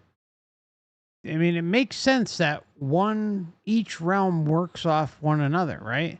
And, it's just and then you add to it the misdirection in how deep that all goes while we're here. Good Lord. I mean, Lord. It's just crazy, guys. So, anyways, thank you so much. I hope these cases have been helpful to some extent, and we'll see each other hopefully sooner rather than later. And if you're interested in supporting the channel, please consider joining the memberships. And or if you're interested in making a contribution to the channel, check the description. No big deal if you don't. Liking, subscribing, commenting mean the world, and just as important and just as appreciated by me and everyone else, right? So much love, and we'll see each other soon, or as soon as possible, and appreciate you all. Okay, thank you so much. Good night, and I look forward to going over some more cases. I have some compilations in the chamber that we'll eventually get to as well. There's actually about 4 or 5 that I have set aside, and I'm just trying to hopefully get to them in a reasonable amount of time. So enjoy your weekend. Don't work too hard. Don't give this realm too much loosh. Do what you need to do to survive, and we'll see each other soon. Thank you so much.